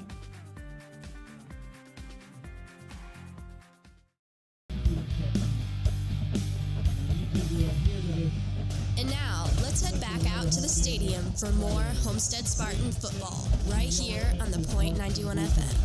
Welcome back live to Homestead High School. Currently halftime, Homestead up 28-14 against Northside. They put up 28 points in that second quarter, held Northside to no points on offense, but Northside did have a special teams touchdown, Chris. Yeah, they had that return there. Getting a return for Northside was big because without that, it's a 28-7 game. So they've moved the ball well on offense. I mean, there's anything I had to say about that. They've been able to move the ball, but a shutout in the second quarter, not good for Northside. Yeah, the Homestead red zone defense really stepping up and making some plays. You look back to Cole Etchison and that big play that he made on the 4th and short. Yeah, I memean, that was a big play there for Homestead, picking up a 4th and short stop, getting the Northside offense, not scoring points because this could be a 7-point game right now at halftime. So good for Homestead keeping it at 14 points. We have some first half stats for you. Homestead up 28-14. I saw Evans' passing yards is 123 passing yards, 10 of 15. Pretty good for him. Yeah, Homestead 17 first downs to Northside's 10. Homestead has 19 rushes for 81 yards. Northside 17 for 115 yards. Yeah, but in the air, Ormsby 10 of 15, like you said, 123 passing yards. Deuce Taylor struggling a bit, 7 of 12, only 52 passing yards. So in terms of total yardage, Homestead 204 and Northside 167. Homestead 4-6 on third downs, as is Northside. Spartans 1-1 on fourth downs, and Northside is 0-1. The Homestead defense does have 1 sack for a 13-yard loss. Now some individual stats. Jared Kistler, 6 catches for 65 yards in that first half. We saw Kistler catch a lot of passes that were near the line of scrimmage, but he's getting a lot more usage, at least the past couple weeks. Yeah, we talked about him in the pregame show. He had a good game at Snyder last week, and now he's keeping it going. He had that first touchdown pass, and he's got a good, decent amount of yards, so good to see him getting going. He struggled in the first couple games, and now he's finally getting it figured out. Ethan Chambers, 3 catches for 39 yards. Nate Anderson, 1 catch for 19 yards. And now rushing, this is a bit surprising if you're a Homestead fan. I don't know, have you seen it, Chris, yet? Who is the Homestead rushing leader? The rushing leader right now is Evan Ormsby with 45 rushing yards. Bringing up the rear behind him is Nicholas Sidarth with 32. Yeah, Sparrow, we saw him get the end around a couple times. He has 7 rush yards in Hardwick. 5 rushes for -3 yards. He went out with an injury. I guess we haven't really talked about that. But he went out with an injury. What was that about? Start of the second quarter, around there. Yeah, near the end of and he was standing on the sideline not putting a helmet on, so I'm not too sure what's going on there, if he is not coming back or what's going on. Yeah, and you just have to wonder with Hardwick. I mean, obviously healthy enough to suit up tonight, but just something hasn't been quite right with him the past couple of weeks. Just hasn't had that same step and speed that we're used to seeing from him. I mean, I don't know, maybe the defenses against him are just game planning more to stop him, but Hardwick has struggled recently. I mean, torn ACL last year. That can slow any player down, and coming back, no matter, how the length. I mean, there is still a chance at a re-tear. You hope it's not that. I mean, he's able to hobble off the field under his own power, so hopefully it's nothing too bad for Braden. All right, now let's look at the scoring summary. First for the Homestead side, turnover and downs, first possession, then score on really the next 4 possessions. They knelt to end the half, but that doesn't really count. Jared Kistler had a 16-yard receiving touchdown. Chambers, 19-yard receiving touchdown. Sidarth, a 4-yard rush touchdown. And really the shocker, an Isaac Barkus fumble return touchdown on the Homestead kickoff. Northside player couldn't hold on to it and just returned it for, what was it, 15 yards or less, if that? Yeah, squib kick there from Carter Dixon. Kid grabbed the ball. I don't even know if he had time to really look up, but Austin Keyser was right there with the big tackle there, knocked the ball out. We take it back for a touchdown. Yeah, looking at the Northside scoring, it really surprising, considering that the Northside offense averages 47 points on the road this season. That's second in the conference. And they have scored a total of 28 touchdowns through the first 5 games. They have a 24-yard touchdown run from Lambert to put them up 7-0. They haven't scored on offense since that point. That was in the first quarter. They had a kickoff return by Tay Johnson in the second quarter, which gave them a 14-7 lead. But Homestead 21 unanswered points as the Northside offense really, I don't want to say they struggled. They moved the ball down the field a lot of times, but it just couldn't connect in the end zone. Yeah, they like I said earlier. They didn't have a bad half. Moving the ball. They were able to move the ball every possession. They got a first down, I'm sure, every possession, but just couldn't capitalize or finish. Yeah, Northside 2 punts in the first half, 2 touchdowns and 1 turnover on downs. And right now, you will hear a fan favorite segment inside Homestead Athletics. Take it away, Joel and Noah. Enjoy. It's halftime of tonight's football game between Homestead and Northside. And now, it's time for another episode of Inside Homestead Athletics. Each week, you'll get news of Homestead High School athletics, as well as an in-depth look at players, coaches, and other personnel representing Homestead High School. And now, here is this week's Inside Homestead Athletics with your co-hosts, Joel McChesney and Noah Johannesmeyer. Good evening and welcome to another edition of Inside Homestead Athletics right here on the Point 91 FM. I am your host, Noah Johannesmeyer. Joel McChesney will join us later. In this episode, we will recap sports scores and records for all Homestead sports teams this week, starting with events from the past week. First up, boys tennis. The boys tennis team beat Concordia 5-0 on Tuesday. Their next match is at Center Grove on Saturday. Now on to cross country. The boys and girls team both competed at West Noble last Saturday. The boys finished 4th with top runner Ethan Bates finishing 2nd, and the girls finished 3rd with top runner Addison Canablo winning the race. Their next race will be at the New Haven Invitational tomorrow. Up next, the volleyball team won 3-1 against Lake Park. The next game will be at the Warsaw Invite. The girls soccer team won 8-0 against Huntington North. Their next game will be at Northrop on Monday. The boys soccer team lost 2-0 on Monday. Their next game will be at Hamilton Southeastern High School tomorrow. Finally, the girls golf team won their sectional last Saturday and will be playing in regionals tomorrow. Good luck to all Spartan athletes competing through this next week. And now it is time for an interview where Joel McChesney recently caught up with Anna Mostert. Thanks, Noah. For this week's interview, I am joined by senior Anna Mostert, a member of the Homestead volleyball team. So Anna, with COVID-19 as a world pandemic, currently how has that affected your volleyball season? I think it's affected the volleyball season by just having to be aware and mindful of what we're doing and where we are. Just having to wear masks and just stay 6 feet apart has just really make sure we're getting in the habit of doing it has definitely affected it. But just also just having the delay of, having to push back games and just having a whole bunch of sorts of things that are just so different this year. With COVID-19 this past off-season, were you able to train and/or practice as much as you wanted to? I definitely got in the gym a lot when I had the chance. Homestead got started as soon as we could when the governor allowed us to. So we definitely got time in. Plus, I know a lot of our girls were able to practice with their club teams over the summer. So it was nice because we got a lot of time in and still able to work even if we weren't working as a Homestead team. You've seen both empty gyms and limited attended games this year. How much has the lack of crowds made this season different from past years? I definitely think it's made a little bit of an impact because usually we have fans cheering for us and people who just aren't our parents coming. So it's definitely made a little bit of an impact on just giving us a little bit of hype going on. But at the same time, we didn't have a lot of fans outside of our parents coming. So it wasn't that big of a change, but it definitely had some of a change.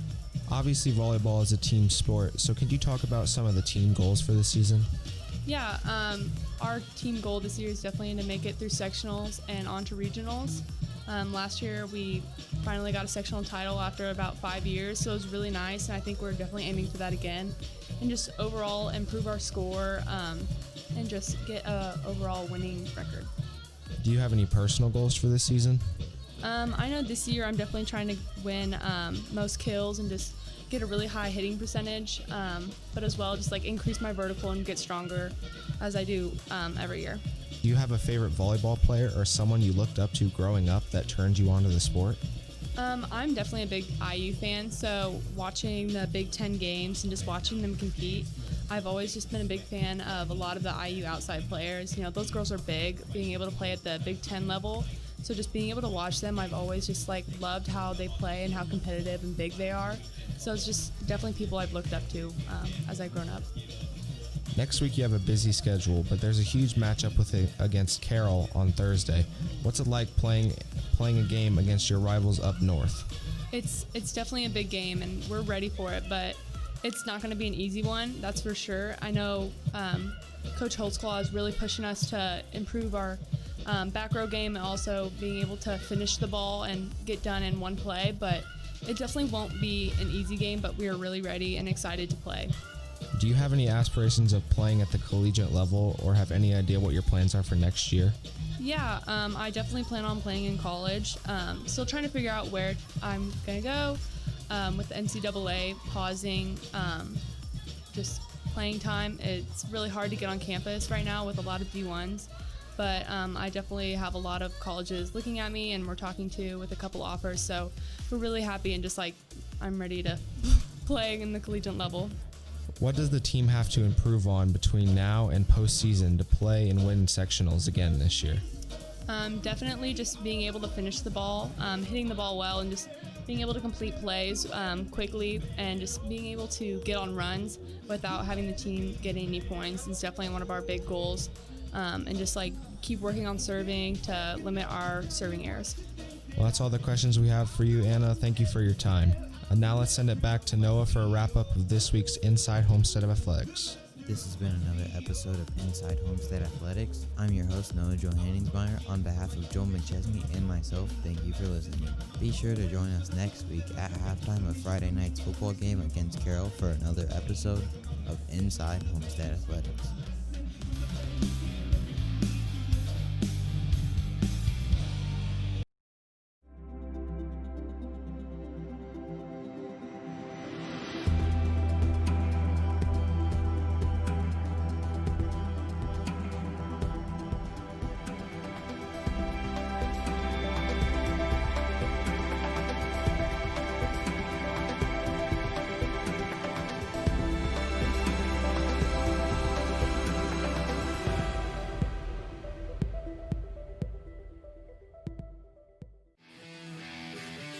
It's rivalry week at Homestead as the Spartans volleyball team and the SAC champion football team face off against their rivals, the Carroll Chargers. First up next Thursday, catch Andre Centlever and Ashton Hackman at the volleyball game. And on Friday, you can watch the football game with Matt Saalfrank and Chris Kohrman on the call in a game with serious SAC championship implications. Both games are only available on Homestead High School's media channel and on the Point 91 FM. For more Homestead Spartan football, right here on the Point 91 FM. Welcome back live to Homestead as we are currently at halftime between the Northside Legends and the Homestead Spartans. Homestead leads 28-14 at the break, and thanks to Joel and Noah for the update from Inside Homestead Athletics. A quick shout out to the Homestead girls golf team led by Coach Jeff Yale, who are coming off an 81-shot victory at sectionals last Saturday. That is 8-1, 81-shot victory, Chris. Yeah, that's a very impressive victory. 81 shots. Man, that's very impressive. They're looking to keep it going, and they're looking at another state title this year. Yeah, regionals tomorrow, so yeah, best of luck to them. And not a whole lot of competition in sectionals, 81-shot victory, but shout out to them as they continue their state title defense after winning it last season. And now to the part of the halftime show that we like a lot, other scores around the area. Southside and Carroll at half. Carroll's up 56-0, so it's going to be a running clock the rest of the game. Not really sure if Carroll's going to even try to score anymore. I mean, that one's already over. They just wanted to make a statement before coming to play Homestead. They just want to score some points, get some confidence going. That's all it is. Yeah, maybe get their backups in for the second half. Not even put Becker or Englert or any of those guys out there. Just let the running clock go, and I mean, even with the backup, Southside's not going to put up 56 points or more in the second half. So Carroll didn't overlook Southside as we didn't expect them to, but just a great performance so far for Carroll. Yep, good performance for them, putting up a lot of points. Now looking at the other game, Snyder and Wayne. Snyder up 14-6 at half. Not too much of a surprise there. We expected that one to be very close. Not really sure who's going to win that one, though. But Snyder up by 8 at half over Wayne. Yeah, I mean, I think we both thought it was going to be a close game, no doubt about that. But Snyder, I mean, they're a good football team, and Wayne's up and coming. They're improving, so I assume that that's going to be a close game throughout. Then Lures at Northrop. Northrop up 14-7 against Lures at half. Yeah, I mean, Lures not getting it going on the offense side of the ball. I would look for that to change. I think Lures has a good offense, so we'll see if that changes in the second half. Yeah, Lures, it's almost like two completely different teams. I mean, they beat Northside, who's a very good team, last week by 3 points. And the week before that, they got shut out 38-0, and now they're down 14-7 against a struggling Northrop team. So SAC, very confusing, and a score that not too confusing. Dwanger up 24-6 against Concordia. That one also at half. That one's got me kind of upset. I like Concordia. I think they're a good football team, but Dwanger's rocking and rolling. No surprise in that one. Yeah, we talked about in the pregame show some scenarios where Concordia could still win the SAC, but pretty much a must-win against Dwanger, and doesn't appear that way. Another score, not in the SAC, but I just want to mention, shout out to the Leo Lions, up 41-0 against Belmont. The huge win last week against their rival East Noble. So Leo, they were in the SAC. I'd say they'd probably be in the top half, but they don't play. But just shout out Leo. They're playing pretty well right now. They also won that game last week with only throwing the ball once. They ran the ball every other play. So, I mean, that's definitely something to make a statement about, is the fact that you can win the game with only throwing the ball once. Yeah, I saw some of the stats. I think their quarterback, if I read it right, he has 4 completions and 4 passing touchdowns. That just goes to show how dominant Leo is, but we are SAC fans, I guess you could say, not NE8. We'll have to wait for the postseason for potential matchups, but back to this one at Homestead. Pretty exciting second quarter. First quarter was slow. Only 1 touchdown was scored, and that was by Northside. But second quarter, we saw Homestead score a touchdown right away. A kickoff return for a touchdown. Fumble recovery return for a touchdown. Homestead, Nick Siddharth, a rushing touchdown, a couple other passing touchdowns from Evan Ormsby to Kistler and Chambers. So Homestead's up. Yeah, I mean, Homestead's up 28-14, up by 14 points. They get the ball back after half, and I'm sure they're just going to look to continue what they did in the first half, get some points up on the board early. Yeah, so Homestead to receive to start the second half. They just kneeled with about 50 seconds left on their own 8-yard line. A smart decision. They knew they were getting it to start the third quarter, and we're going to see what else this Homestead offense can do. We'll see if Hardwick is able to go back in for Homestead or not. He went out with an injury about end of the first quarter, start of the second quarter, around that area. 2 back to return for Homestead. It's Anderson and Smith. Romero the kickoff. It's a squib. That's Nate Anderson who picks it up across the 25-yard line along the left side of the field. He's thrown down by Jonte Lambert, the Viper. Flag, ref on the far side from the play. Threw a flag late. I didn't see what happened. Neither did I. But we'll have to see Homestead get the ball. Ormsby playing well so far in this one. He's really erased that rough start to the season. Had a 4-interception game against Concordia, but since then, I believe only like 1 or 2 interceptions. Officials having trouble deciding what they threw the flag for. 28-14, Homestead leads. 11:54 left in the third. They have the ball. So holding on Homestead is the penalty. Still first down, but that'll bring them back a little ways. Yeah, tough break there for Homestead. It looked like it was the back judge over here that must have saw something back in the play that wasn't related to what was happening in the play. So tough break there for Homestead. Spartans ranked 11th in both 6A and both 6A media and coaches poll this week. 1st and 10 from their own 16. And another flag. There's a flag on the play.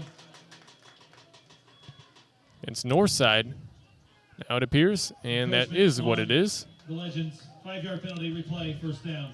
So 5-yard penalty, and we'll try again. Hopefully no flag this time. You get 5 yards back there for Homestead after that penalty. So 1st and 5 from the 21-yard line. 2 out right and 2 out left. Sidar still the running back. And off to Siddharth. He's tackled by Austin Chapman after a gain of maybe 1 yard, 2 yards. Almost was able to break free there. I mean, he had a open space. That guy was just able to trip him up a little bit. So tough break there for Homestead. So they have 2nd and 4 on the scoreboard. That's probably the longest 4 yards I've ever seen in my life. Looks maybe like 2nd and 3 to me for Homestead at the 22-yard line. Ball snapped. Hand off to Siddharth on the left side. He's met by the Northside defense. Again, this time tackled for a loss. Loss of a few. Bring up 3rd and medium to long. Yeah, brings up a tough 3rd down here for Homestead. They were looking to come out and try and do something, but the Northside defense has a response. I believe Austin Chapman in that tackle as well for Northside. So they only say loss of 1, 3rd and 4. This is a true 4 yards. Kistler out right on the near side. Big play for the Legend defense. Can they get a stop? Back to throws Ormsby. It is complete to Chambers, and he's brought out of bounds via first down. A 10-yard pickup, first down. 10-yard gain. Chambers on the run there was able to pick up a first down, so good return or good pass there for Homestead.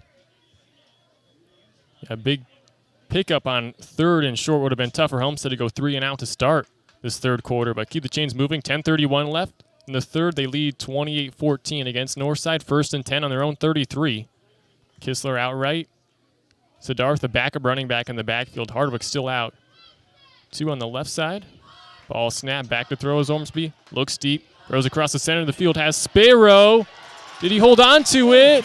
He did! Gage Sparrow at the 28-yard line. A big throw and a big catch in traffic from Gage Sparrow. 37-yard pickup by Gage Sparrow. Gage Sparrow with a big catch there for Homestead. Evan Ormsby with a great pass, putting it where he needed to. Gage Sparrow coming up with the catch there. That was a great play for Homestead, getting some good yards there. Sparrow only 1 catch last week, but it was for a touchdown. Big one there. And off to Siddharth. Along the left side. Has a first down. Gets about, 17 or so yards. Gain of 17, first down, Homestead. Another first down. Good run there for Nick Siddharth, getting a first down here. He's had a great game, stepping into a tough role, so he's definitely done his job. Last year when these teams played, Homestead won 47-21. That was with no Deuce Taylor for Northside and a 2.5-hour lightning delay. Game ended after midnight. 1st and 10 on the Northside's 13. Hand off to Siddharth along the right side. Brought down by Austin Chapman again, along with LaShawn Miller. Gain of 2 or 3. 2nd and 7 now for Homestead on the Northside 10-yard line. Already up by 14. Nick Siddharth there. Homestead's getting comfortable with handing the ball off now. They're not afraid to do it. So good run there for Homestead. Yeah, Siddharth stepping up well. Hard to fill the shoes of Braden Hardwick, but you could say he's pretty much done it so far. Already rushed for a touchdown in the first half, and he's making a lot of big runs for the Homestead offense. So Hardwick still on the sideline. To either side, 28-14 Homestead leads. 2nd and 7 on Northside's 10. Back to throws Ormsby. Fakes the pass. And he is brought down by Jake Lambert, the D-end for Northside. Ormsby couldn't find anything, couldn't get it away, and he took the big hit.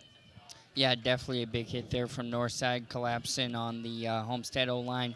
Getting by him, they're getting a sack, brings up a tough third down here for Homestead. Jake Lambert, his 3rd sack of the season for the Legends.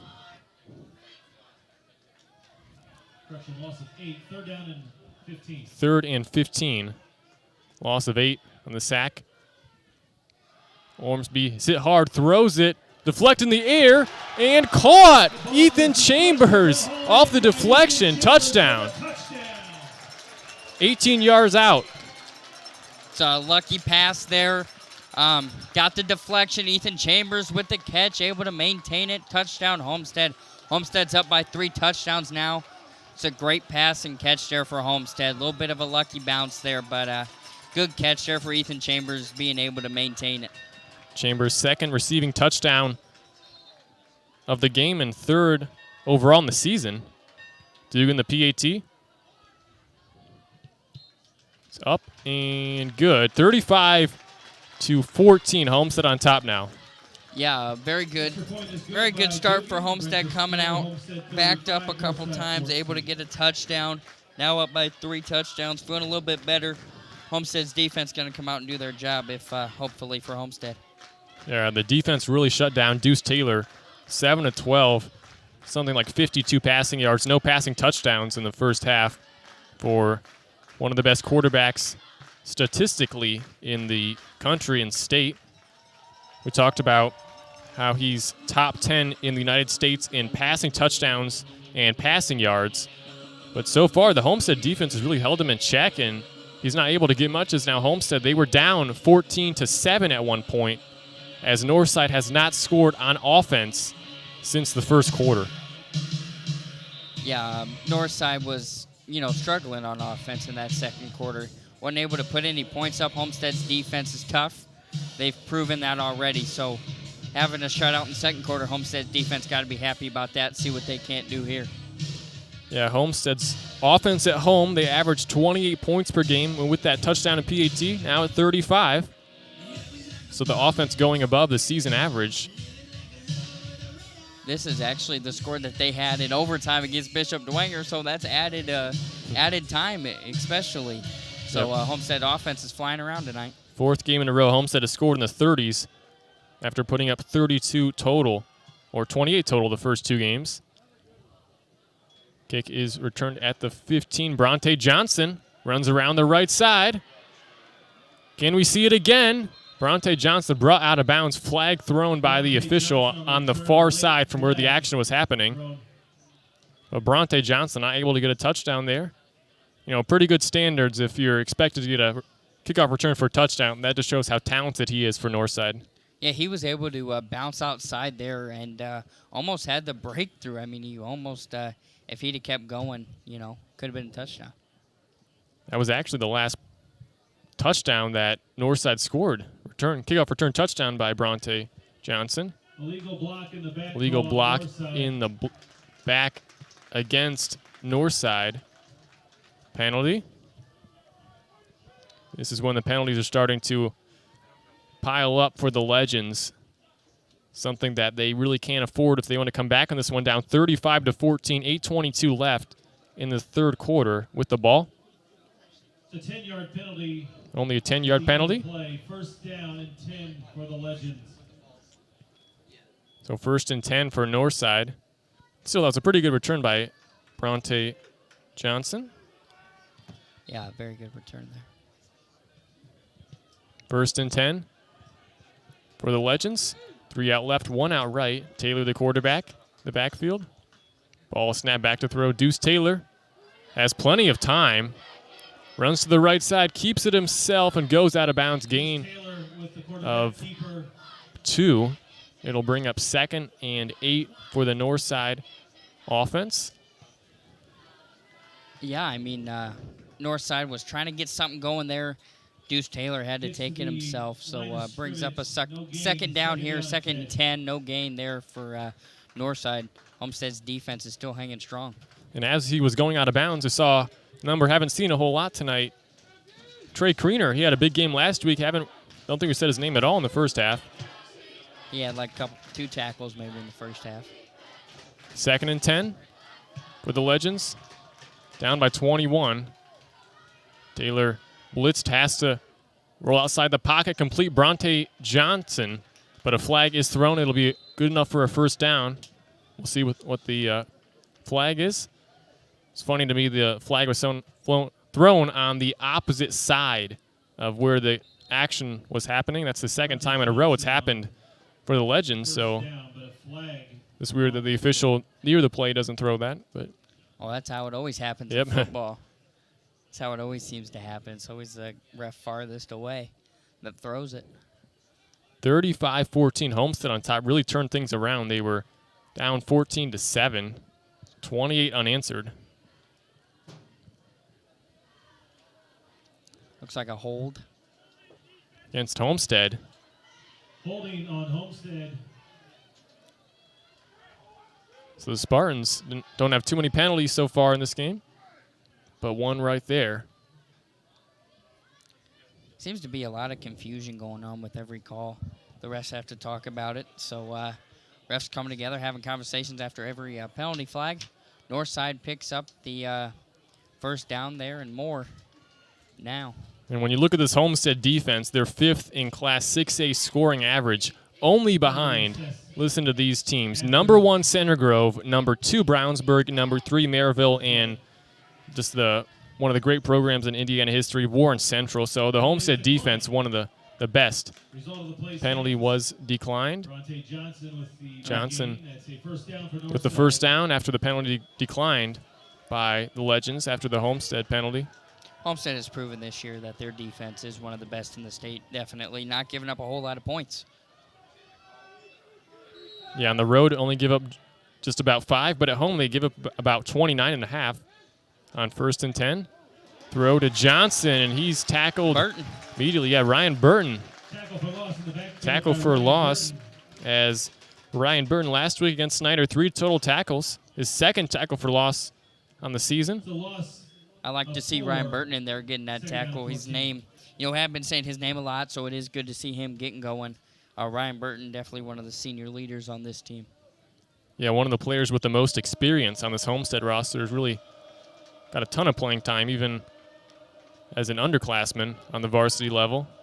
35-14, Northside trails with the ball. 7:23 to go in the third. 2nd and 14 on Homestead's 48. Back to throw is Taylor. Can't find anything.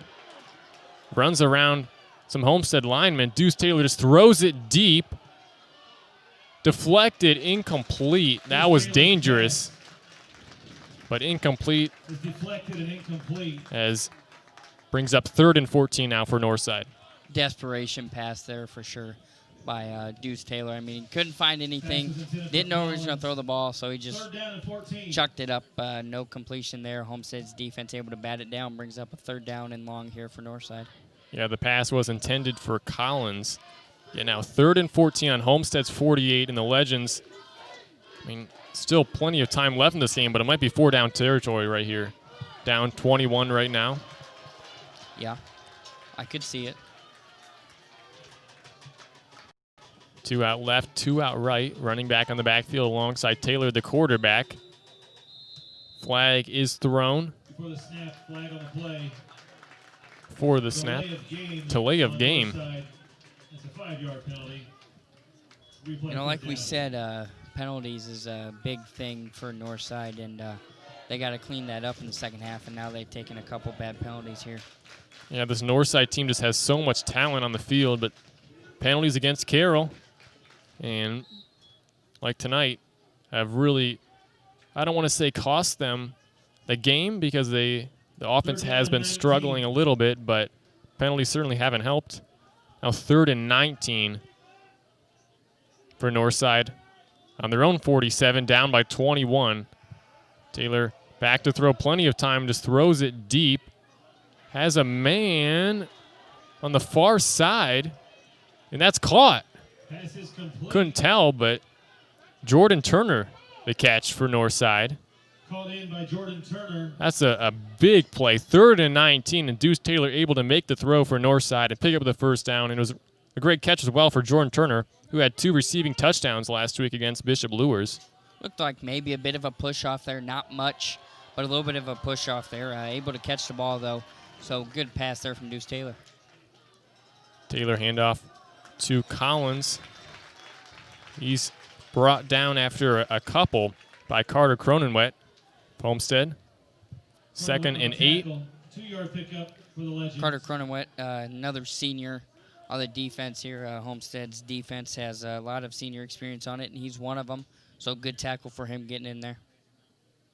Had 4 total tackles last week against Snyder. 6:20 to go in the third. 35-14, Northside moving in the right direction. Can they capitalize, though? Haven't scored on offense since the first quarter. They had a special teams touchdown. Taylor back to throw. Across the right side. Incomplete. That was intended for Jordan Turner. Now 3rd and 8. So the Homestead defense a chance to make another big stop here. We'll have to see if Northside doesn't get it, if they will go for it or not. Looks like he had him open there and had the right idea. Was thrown to the open receiver, but just wasn't able to corral it. So tough break there for Northside. Brings up a tough 3rd down. Currently week 6 of Indiana high school football.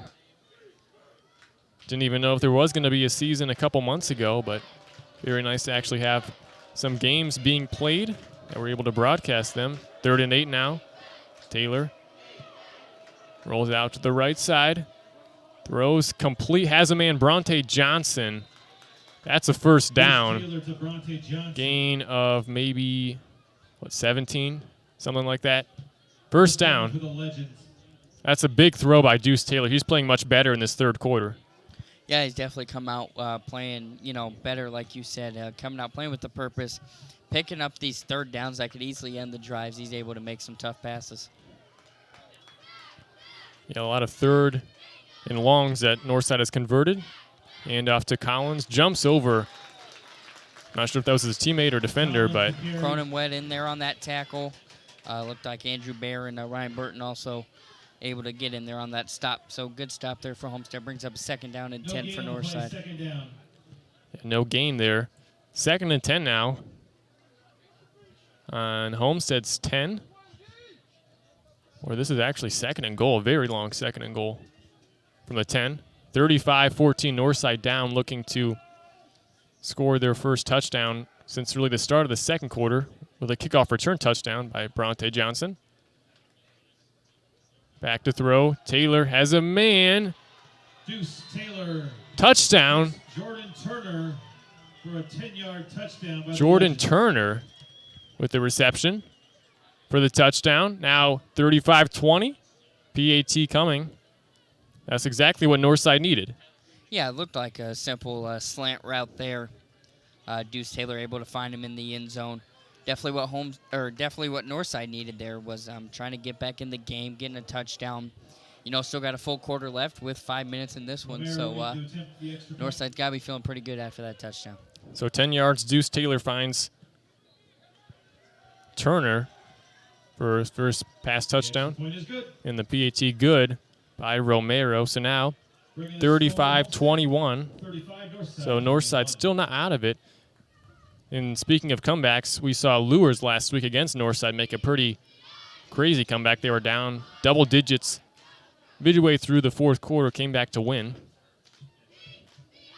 Yeah, this is kind of, I mean, it's not the same situation as, you know, we saw in maybe week 1 when Northrop came back and won. It's not like the same score or anything, but definitely comebacks are, you know, I mean, this is the year of the SAC, anything can happen. So 35-21 is the score. Homestead on top, but Northside just scored a touchdown. Deuce Taylor pass to Turner from 10 yards away.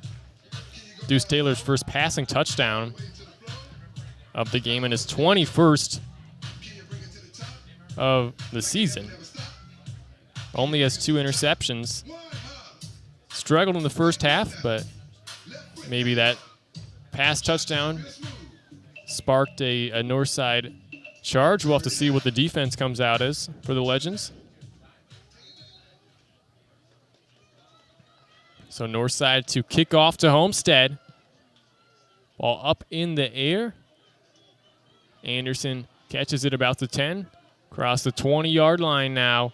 He's tripped up by TJ Easley. Nick Anderson on the return for the Spartans. The 21-yard pickup. Yeah, Nate Anderson there trying to turn it upfield. Tough tackle there.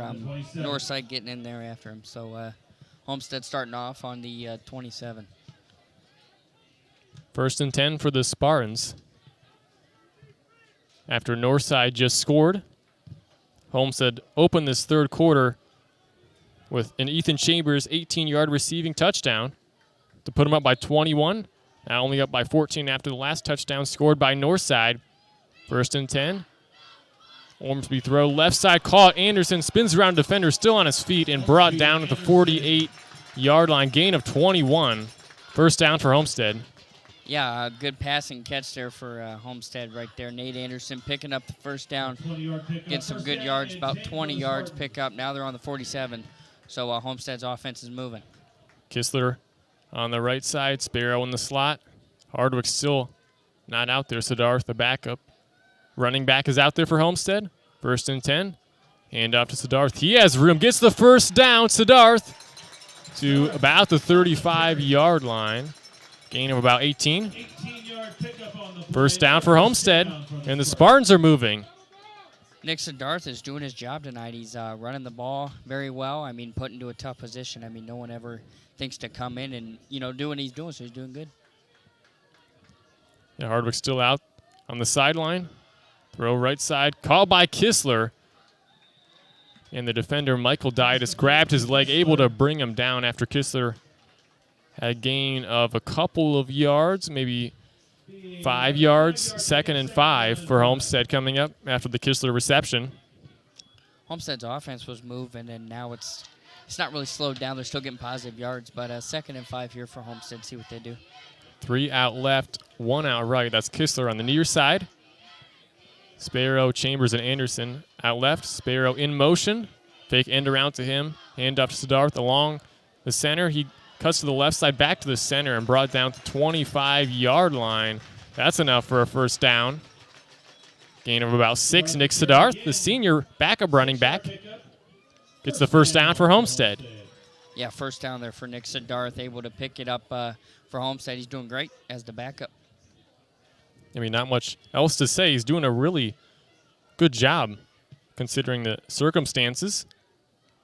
Homestead 1st and 10 on Northside's 25. They lead by 14. 3:27 to go in the third quarter. To either side. Back to throw, Ormsby. Throws left side. That is touchdown. Nate Anderson, 25-yard touchdown reception. Good reception there for Nate Anderson, getting a touchdown. And then Evan Ormsby with a great pass. He's been doing that all night. Good pass for him. So Nate Anderson, his first touchdown of the game and his 7th receiving touchdown of the season. Averages 19 yards a catch coming into this one. That was from 25 yards away for the touchdown. Dugan on for the PAT. Homestead now 41 points and counting. PAT is up and good. Joe Dugan perfect today. 42-21. Homestead on top over at Northside, and this one is really becoming a shootout, at least on Homestead's part. Yeah, Homestead just racking up the points right now. 42-21. 63 points right there combined. So great game, a lot of points. If you like offense, definitely like this game.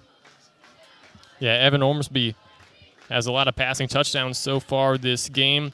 By my count, that's his 4th. 1 to Kistler, 2 to Chambers, and 1 to Anderson. As Siddharth had a rush touchdown and Barkus had a fumble return for a touchdown earlier on. So Evan Ormsby, 5 passing touchdowns last week, 4 tonight. After that slow start to the season, he's really turned it around, looking really, really good for Homestead. He has found his groove. I mean, that's for sure. He's connecting with all the wide receivers. It's not just him and wide receiver, you know. It's been him, Nate Anderson, him, Jared Kistler, him, Ethan Chambers. He's definitely doing what he needs to do, and he's finding success. Yeah, Homestead just dominating right now ahead of the big matchup, rivalry week next week against Carroll. Squib kick. That's returned to the 38, and Homestead says they have it. Waiting from a signal for the official. Looks like Northside got it back. Last time we saw Northside fumble it on the kickoff, it was returned for a touchdown by Isaac Barkus. Keyser had the hit, and Isaac able to return it for the score. So Northside does not give it away. 42-21, they trail. 1st and 10 on their own 35-yard line. 3:10 to go in the third quarter. And the Legends in need of some magic. They want to come back on this one. 2 on the right. Taylor throws to Adrian Sewell. Complete. And out 5 Homestead defenders just back him up. I think that was a late whistle, but not a gain. If anything, Kohrman was one of the players along with Palmer in on that tackle. Ryan Burton in there. He was the first tackler to get in on that tackle. Good to see Ryan Burton again. I mean, I think we've been saying his name a decent amount tonight. Good to see him back out there making some good tackles. Of 3, 2nd down and 13. Loss of 3 now, 2nd and 13 for Northside. From their own 32-yard line, 2:32 to go in the third, down by 21. Back to throw is Taylor. He runs out to the right side, escapes the tackle, still on his feet, just throws it. Avoiding the sack, but a receiver is in the area, won't be intentional grounding. Incomplete. Yeah, it looks like there was a Northside receiver within the vicinity of that throw.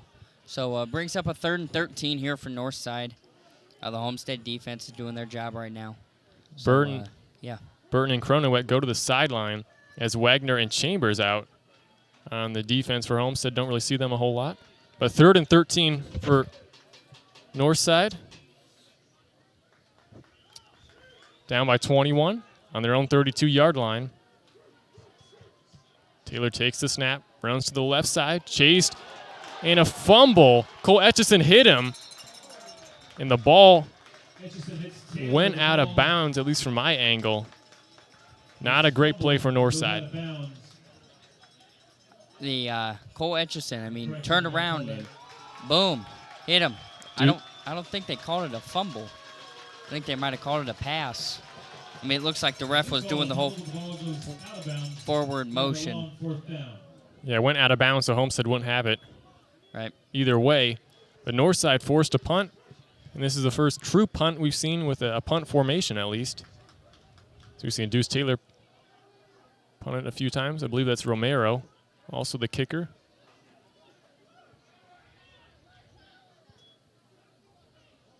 Punt is away. Received by Chambers at the 45-yard line. He's brought down by Michael Dye, loss of a couple. Homestead will start on the 43-yard line. Homestead starts on their 43, looks like. So good field positioning here for Homestead. Evan Ormsby back out there. Nick Sadarsto in there running back, so I'm sure he's in there for the rest of the game. Third punt of the game for Northside. Can't answer after Homestead scores a touchdown and the Spartans offense rolling. 6 touchdowns in a row aside from the kneel to end the first half. That's a movement by the Northside line. McKensley. 1st and 10 for Homestead. Well, 5-yard penalty. Going to replay the first down. Encroachment there. That's another way of saying offsides there. So encroachment on Northside, 5 yards, 1st and 5 here for Homestead. Yeah, at their own 48-yard line, they lead 42-21. 2 on the right, 1 on the left. Siddhartha backup running back in. Play action. Ormsby fires left side. As Anderson again, Nate Anderson walks to the end zone. A 52-yard reception. Nate Anderson, the touchdown for Homestead. What another passing catch there. Homestead, or Evan Ormsby and Nate Anderson, another, touchdown pass for those two. They look great tonight. Nate Anderson catching a whole lot of passes. No touchdown for him. That's Evan Ormsby's 5th touchdown pass on the night.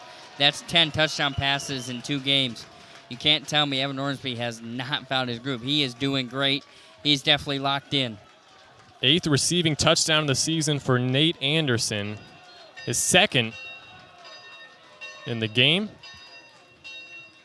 48-21 with a PAT coming for Homestead. Dugan, it's a bit lower, but still up and good. Still perfect. Joe Dugan puts Homestead up 49-21, and the Legends just do not have an answer for this Homestead offense. But a flag is thrown after the PAT, going, at least official pointing in the direction of Homestead.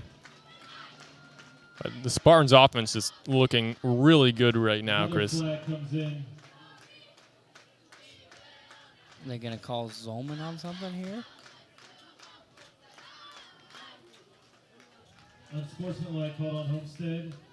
Unsportsmanlike called against Homestead. Official didn't like what the Homestead sideline did or said. 49-21, Spartans on top. So I guess Dugan has a much longer PAT. That is, if he takes it. Go for 2. You're further back now. Tough field goal, so now you just go for 2. So maybe going for the 2-point conversion. Bit of confusion here. Sounds like what's saying up here in the press box is the initial call was a holding and then an unsportsmanlike conduct call on Homestead after the holding. Nate Anderson, back-to-back receiving touchdowns, back-to-back possessions for Homestead. Like we said, now 8 on the season. 2 receiving touchdowns last week against Snyder, 2 tonight. 2 in this third quarter. As Evan Ormsby, 5 passing touchdowns in this game. Matches his career high, which was last week against Snyder. But no picks yet for Ormsby. 49-21 and still lots of confusion from the officials. So the extra point does not count. There was a holding called on So Homestead. PAT not good. And then an unsportsmanlike The penalty holding called on against Homestead, then unsportsmanlike against Homestead, pushing them back to pretty far away, about a 25-yard line. So now you just got to go for 2. Guess that's the play. 48-21, they take the point off the board. Dugan's probably happy he doesn't have to kick it from here because that would ruin his average, although probably not too many high school kickers could make it from the 25-yard line. Pretty far. How about the game Evan Ormsby is having? Kistler has a receiving touchdown, 2 from Chambers and 2 from Anderson. All we need now is a Sparrow touchdown. We got all the starting receivers. 28-yard line. Yep. And now Homestead is attempting the 2-point conversion. So Homestead going for a long 2-point conversion due to the penalties.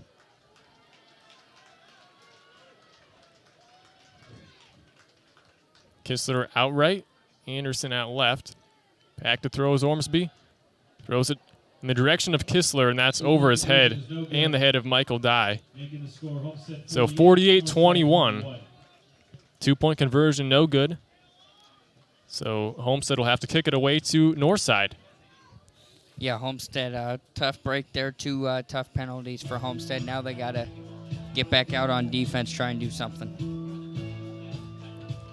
The Homestead defense really only given up 14 points because in the first half, really the start of the second quarter, Bronte Johnson for the Northside Legends had a 93-yard kickoff return for a touchdown.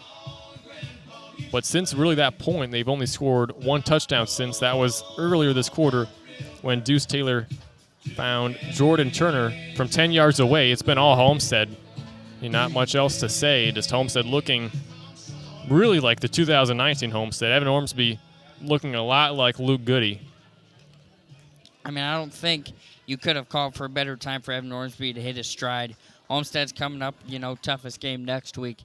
Having Evan Ormsby hitting his stride, 10 touchdowns in 2 games. I mean, this is the time where he needed to turn it up on offense, and he did. Johnson, deep to receive. Homestead wants to kick away from him. Dangerous returner. That's what Dixon does. Complete opposite end of the field. And the Northside player lost it. Another fumble on the kickoff, and Homestead says they have it. And they do. Max Schultz holding the ball for Homestead, and that's working as Dixon kicks away from Bronte Johnson. Appears to be one of the only capable returners for Northside. It's been disaster for the Legends every time that he's kicked away from Bronte Johnson. Yeah, as Homestead, good field position now. Another turnover there for Homestead, getting the ball back now, already up big, so see if they don't add to it here. So the second lost fumble on a kickoff for Northside. And the Legends just look exhausted out there, at least on the defensive side, as the Homestead offense just really been lighting them up. 3 touchdowns in this third quarter, still 1:52 to go. To either side, 48-21 Homestead leads. Hand off to Siddharth, the backup running back. Spins around a few defenders, gets close to the first down marker. That was one of the things that Hark talked to me about last week or 2 weeks ago in that Dwenger game in that triple overtime. Homestead still plays with a lot of energy no matter how long the game goes. Gain of 9 by Siddharth, 2nd and 1. Hand off to Siddharth along the left side of the field around the edge. Still on his feet and brought out around the 13-yard line, gain of about 15. Another first down for Homestead. Nick Siddharth, the run for the Spartans. I mean, what more can be said about what he's doing? You step up in a backup running back position, you come in and you do your job, and that's what he's doing. He's picking up first downs, scored, a touchdown. I mean, he's just doing what he's out there supposed to do. Hardwick still on the sideline for Homestead. He went down with an injury in the first half. 1st and 10. Northside's 12, Homestead ball. Ormsby fires it complete. Nate Anderson brought down after a gain of a few yards inside the 10-yard line now. On the carry. Correction. Reception to Anderson. Pass there from Evan Ormsby to Nate Anderson. Only a couple yards gain there, like 2nd and 8 maybe. So time winding down here, 50 seconds left here in the third. Yeah, Homestead fine to take their time. Up 48-21, 2nd and 8 on Northside's 10. Ball snapped. And off Evan Ormsby. Keeps it himself. Gets close to the end zone and touchdown. Evan Ormsby, his 2nd rushing touchdown of the season. Evan Ormsby there, not afraid to, keep it for himself if he has to, and he did. Got the touchdown. Homestead broke 50, 54-21 Homestead. Season high for the Spartans. Previous season high was 38 against Lures in week 3, so season high wasn't on that score, but still just continuing to add to the season high total. Yeah, Homestead not slowing down on offense, and that's what you like to see. Putting up a big 50 spot. Going for 2. I hope they get it. I'd like to see those perfect scores that are divisible by 7. Back to throw Ormsby. 2-point conversion as a man Sparrow. The 2-pointer is good, and this is not basketball that I'm talking about. It's a very good game for Homestead, 56-21. Homestead showing out tonight on the offense and defense side of the ball. 8 touchdowns for Homestead. You take away the kneel to end the first half, and Homestead has scored on 8 straight possessions after turning it over on downs. The first possession of the game, which lasted 21 seconds for them. So Evan Ormsby, 5 passing touchdowns and 1 rushing touchdown tonight. Who thought that he could exceed his performance last week against Snyder? 5 passing touchdowns, 1 pick, but he's doing it so far. Yeah, Homestead's putting together a complete game tonight. Evan Ormsby throwing a lot of touchdowns. Looks great. I mean, just ran one in. Homestead up 56-21. It's a complete game for Homestead on both sides of the ball. Yeah, well, we have a break. Carroll wins 66-0 against Southside. So sending a message to the Archers and specifically Homestead that they can score. They can score. They're not going to let that loss to Dwenger last week negatively affect them, and they put up 66, which is not even their season high. It was against Northside when they put up 76. Yeah, definitely a lot to be said about what Carroll can do on offense. Another kickoff where Northside almost gives it back to Homestead, but they're able to fall on it. Rashawn Bassett, the quarterback that started last year against Homestead as Deuce Taylor was out with an injury. He was one of the players to fall on it. I believe TJ Easley, the other player. 56-21, clock running down on the scoreboard. Down to 10 seconds. And Northside might not even get a playoff here.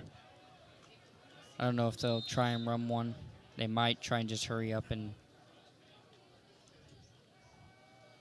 Hand off to Collins. And that's my bad. It's big enough lead for Homestead now that it's the mercy rule. 35-point margin, so we have a running clock. And with that, Homestead leads 56-21 at the end of 3 quarters. We're going to take a quick break and be right back after this.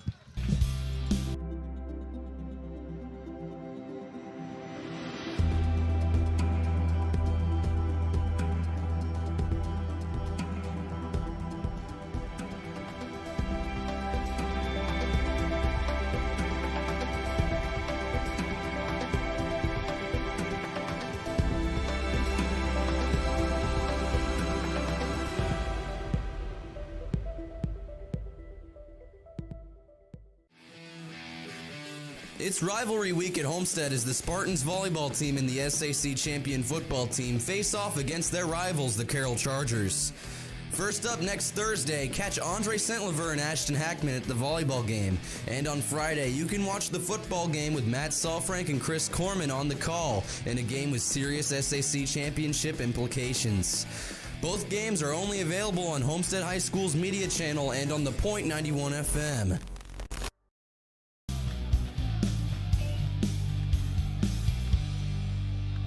And now, let's head back out to the stadium for more Homestead Spartan football, right here on the Point 91 FM. Start of the fourth quarter as Northside able to run a play. Taylor incomplete pass.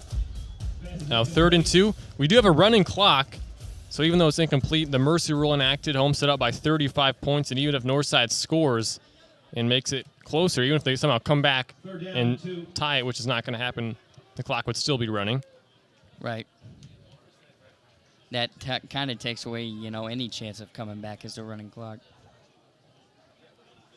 3 out left, 1 out right. 3rd and 2 now for the Legends. Hand off to Collins up the middle. He gets the first down. Across the 40 to the 38-yard line. Gain of about 11. On the carry, gets the first down. Ronald Collins the third. Listed at wide receiver, but has played the majority of the game at running back. Flag down. There's 2 flags down. And we haven't noticed, but maybe Jay-Sean Lambert out with an injury. Personal foul called on Northside. Personal foul against Northside. Personal foul called and on Homestead. 1 against Homestead. Offset.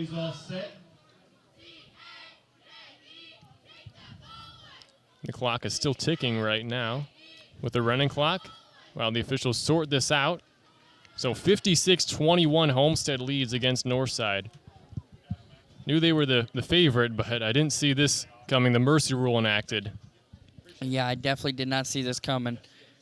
We knew Homestead's defense was tough. We knew their offense was good, but I don't know. Yeah, we were talking to Jared Kistler earlier this week, and he was confident the team was going to get the win, and he's right. Up 35 right now in the fourth quarter. The refs are just, taking their time. This reminds me of soccer, where they just have the clock running all the time, and even if there's... Just don't stop. Yeah.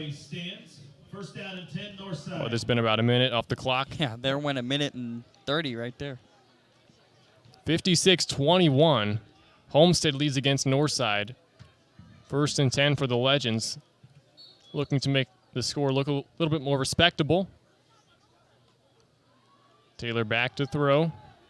Can't find anyone. Being chased as chucks it downfield, out of bounds. Incomplete. 2nd and 10. That was intended for Jordan Turner. The clock's still running. 9:25. Deuce Taylor trying to get a pass there, but couldn't connect. Like you said, clock still running. Northside does not seem to be in a hurry or trying to get a play off, quickly. See a lot of new names, or I guess new numbers, out on the field. At least a few of them. Jackson Chrisman, the defensive lineman for Homestead. 2nd and 10, under 9 to go. Homestead up 35, Northside ball. Turner catches it along the left side, still has room. He's thrown to the ground. Luke Palmer. Luke Palmer came flying out of nowhere. Got a tackle there. Yeah, if you're Homestead, maybe take your starters out at this point, or at least some of them. I know they have taken a couple, but maybe more of them. With the matchup against Carroll, you don't want to risk any injuries. Right. 8:30 and the running clock still going. Homestead up 56-21. 3rd and 6 now from Homestead's 34. Northside looking to score. Back to throw. Taylor across the right side. Complete. That's Sewell across the 20, 15. Brought out around the 11-yard line. Gain of 23 on 3rd and 6 for Northside to pick up the first down. Looked like Max Schultz in there on that tackle. So good for him. He, doesn't see a whole lot of playing time there, so good for him to get a tackle. The best offensive performance of the season for Homestead. 56 tonight against Northside. Back to throw. Deuce Taylor. He's thrown. Well, tried to be thrown, but then the officials blow it dead by Isaac Parrish. That's his 3rd sack of the season. Isaac Parrish sitting there getting some pressure on him. Good for him getting some pressure on Deuce. Clock's still running down to 7:20 now. 2nd down here for Northside. And Northside, I mean, despite this loss, they're still a good team, still have one of the best offenses, but just ran into a really good defense in Homestead. Second down and 20. Now 2nd and 20. Yeah, Homestead got a really tough defense. Back to throw. Taylor hit by Chrisman. That was an incomplete pass. 3rd and 20. Clock still running. 6:50. 56-21. Homestead leads. Third down. Pretty sure this is the first time we've seen the Mercy Rule this season. Yes. Didn't see it last week against Snyder. Nope. First game. Well, if Joe Dugan would have connected on a few more, maybe we would have seen it. But right. Yeah, it's weird to think Homestead beating Northside more than they beat Snyder last week. Yep.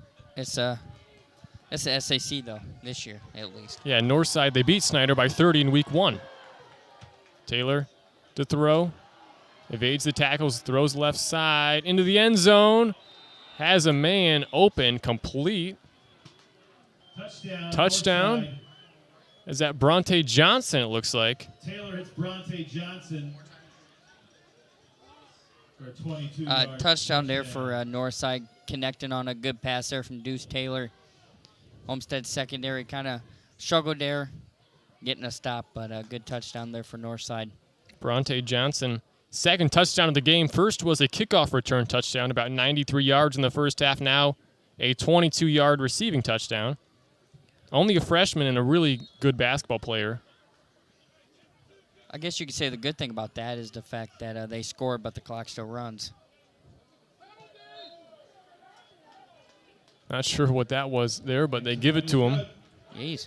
Looked like every offensive player jumped. At this point, probably doesn't matter a whole lot. Right. 56-28, Homestead on top against Northside. Well, we have a moment. We would like to thank one of our sponsors who has helped make this broadcast possible. First Federal Savings Bank is a community bank with locations in Fort Wayne, Huntington, and Warsaw. Contact them by phone at 260-436-2100 and online at www.firstfedindiana.bank. I'd like to actually take a second here to just look at the Homestead sectional. They got Carroll and Warsaw. Both of those two teams are ranked in the top 10 for Blitz's top 10 teams. Warsaw's put together a great season, and we all know Carroll's good. So sectional's not easy for Homestead this year. Yeah, tough sectional.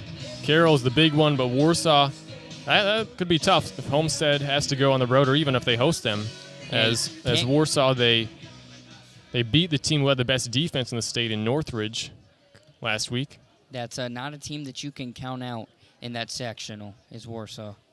I mean, even Snyder, I know they got beat by 30 last week, but if they can put something together, figure out something on offense, pretty much every team has a chance to win. Yeah, Snyder's only going to get better. 56-28, Homestead on top. Couple back for Homestead. Keyser and Sparrow, yep. 28-point lead for the Spartans, 5:30 in the fourth with a running clock, squib kick. And I guess that's an onside kick for Northside as Arion McCarter, haven't said his name a whole lot, but that's exactly what the Legends needed. The Homestead player, couldn't tell who that was. Justin Goskowitz. Couldn't do anything, and Northside just went straight for it. Not sure if that's like a misunderstanding of the rules or something like that, but a tough break there for Homestead. Now Northside gets the ball. I mean, to be fair, a lot of players out there that don't get a ton of experience right now, at least in the special teams, and even, well, it looks like most of the starters are out as Palmer goes out. Still see Barkas out there on the defense for Homestead. 1st and 10 Northside, though, a chance to score some more points. This is get to that thought in a moment as Taylor back to throw. Nearly picked off by Aaron Wagner. I was going to say they gave up Homestead. They gave up 25 points to Northrop in week 1. So this Northside team, even though they're losing by 28 right now, this is the most that a team has scored against Homestead in regulation, because I know Dwanger, they put up 34, but that was in 3 overtimes. They only had 14 at the end of regulation. Overtime definitely helped out points in that game.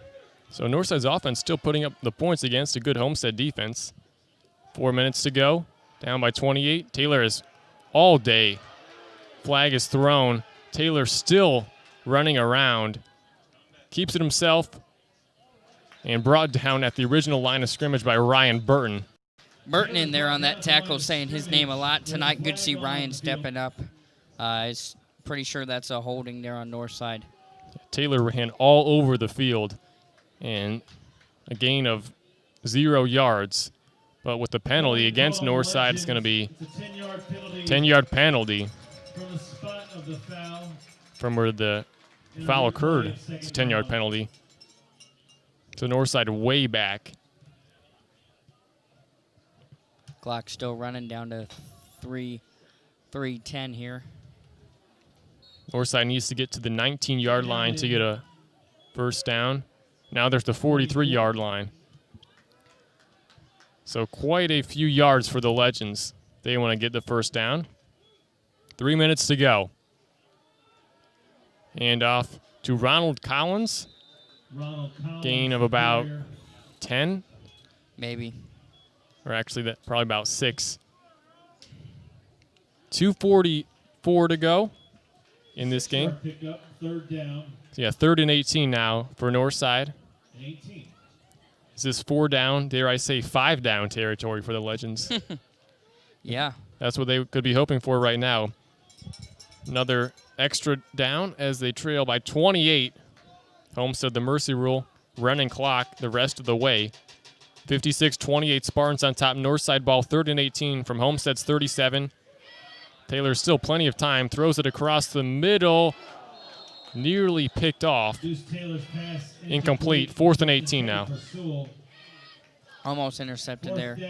Northside going to go for it here. Sewell was the intended target for Taylor. It's now Eli Slavin covering Adrian Sewell on the near side. 4th and 18, 1:40 to go. Taylor throws it deep, has a man complete. That's Ryan Collins, and I know Northside losing a lot, but Deuce Taylor, he's made some incredible throws on 3rd and 4th and long this game for the Legends. 3rd down, he's done great. I mean, they've looked to pass, I think, almost every time on 3rd down, and he's completed most of them. So he's definitely a very good quarterback. Yeah, most of his yards have come on 3rd and 4th down situations. Back to throw, 1st and 10 from Homestead's 18. Down by 28. Taylor still with it. He's brought down from behind.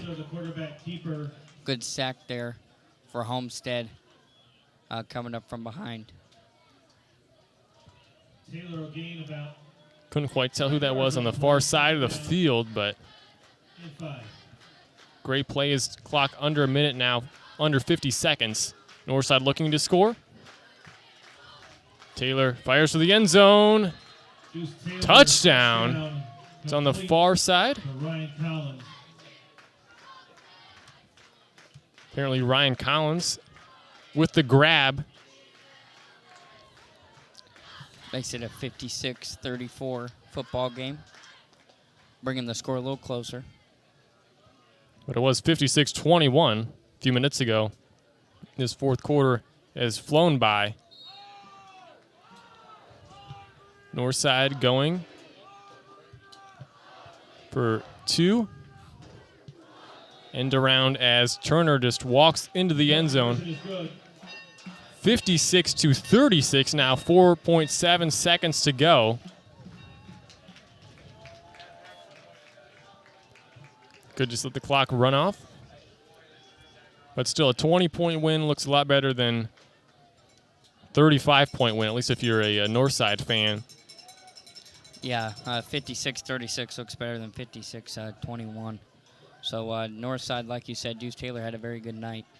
Put up 36 points. A lot to be said about that for Northside. Yeah, the most points scored against this Homestead defense now, period. I know Dwanger put up 34, but whether overtime or not, Homestead's still up by 20, but the Legends offense, one of the best in the conference. The defense just needs some work, and they could be really solid. 4.7 seconds left. Kickoff, maybe a return for touchdown. You never know, some action in the ending of the game. It's been a crazy night. Really, the second quarter is what changed it all for Homestead. They trailed 7-0 after one. Squib kick, and Homestead just falls on it. That will run out the clock as the Spartans get the win 56-36 over the Northside Legends. Northside 36.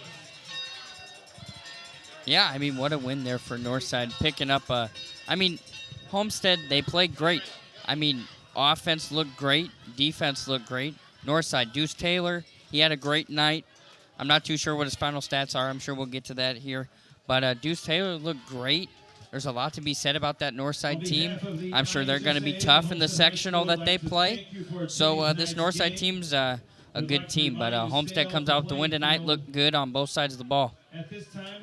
All right, real quickly, we will run through the scoring for Homestead. Then Northside, Jared Kistler, 16-yard receiving touchdown. Ethan Chambers, 19-yard receiving touchdown. Nick Sidarth, a 4-yard rush touchdown. Isaac Barkas, a fumble return for a touchdown. Ethan Chambers, an 18-yard receiving touchdown. And Nate Anderson, back-to-back receiving touchdowns, one of 25 yards, one of 52. Then Evan Ormsby, a 10-yard rush touchdown. That's all the scoring from Homestead. Really, a season high, just a really solid offensive night and performance from the Spartans. Yeah, it was a very good night. Evan Ormsby threw 5 touchdown passes, so he had a very good night. Combining last week, that's 10 touchdown passes in 2 games. And I think I've said this earlier in the broadcast, but he's finding his groove at the right time. It doesn't get easier. You got to play Carroll next week, so he's hitting his groove at the right time. And looking at the scoring for Northside, Lambert, 24-yard run. Kickoff return for a touchdown by Tay Johnson. Taylor, a pass to Turner from 10 yards away. Johnson, a 22-yard receiving touchdown. Then Collins at the end, the touchdown. So 56-36 final score. Homestead over Northside. They improved to 5-1 on the season. Big game against Carroll next week. That's one to certainly be looking for after Carroll beat Southside 66-0 tonight. Yeah, Carroll made a statement tonight showing that they can score. That they wanted to make a statement before you got to come play Homestead with their tough defense. So next week's going to be a very exciting game. Definitely looking forward to it. Yeah, so any final thoughts from you, Chris, as we wrap up here in the Optimum Performance Sports postgame show here at Homestead High School? Next week, Homestead and Carroll, both teams put up 50-plus points. It's definitely going to come down to what defense shows up next week. Thanks to our radio sponsors, Casa Ristorante, First Federal Savings Bank, Marco's Pizza, Mo Southwest Grill, Salsa Grill, and Arby's, as well as our exclusive video sponsors, Fort Wayne Orthopedics and Optimum Performance Sports. That's going to wrap it up for us here at Homestead. Your final score is Homestead 56, Northside 36. Thanks for joining us tonight, and we will see you next week as Homestead hosts Carroll in football. And join us Thursday as the Homestead volleyball team hosts their rival, the Carroll Chargers. The broadcasters for that game include an award-winning newscaster who's one of the most well-known and respected students at Homestead, along with Ashton Hackman. Good night from Homestead High School, and we will see you on Thursday.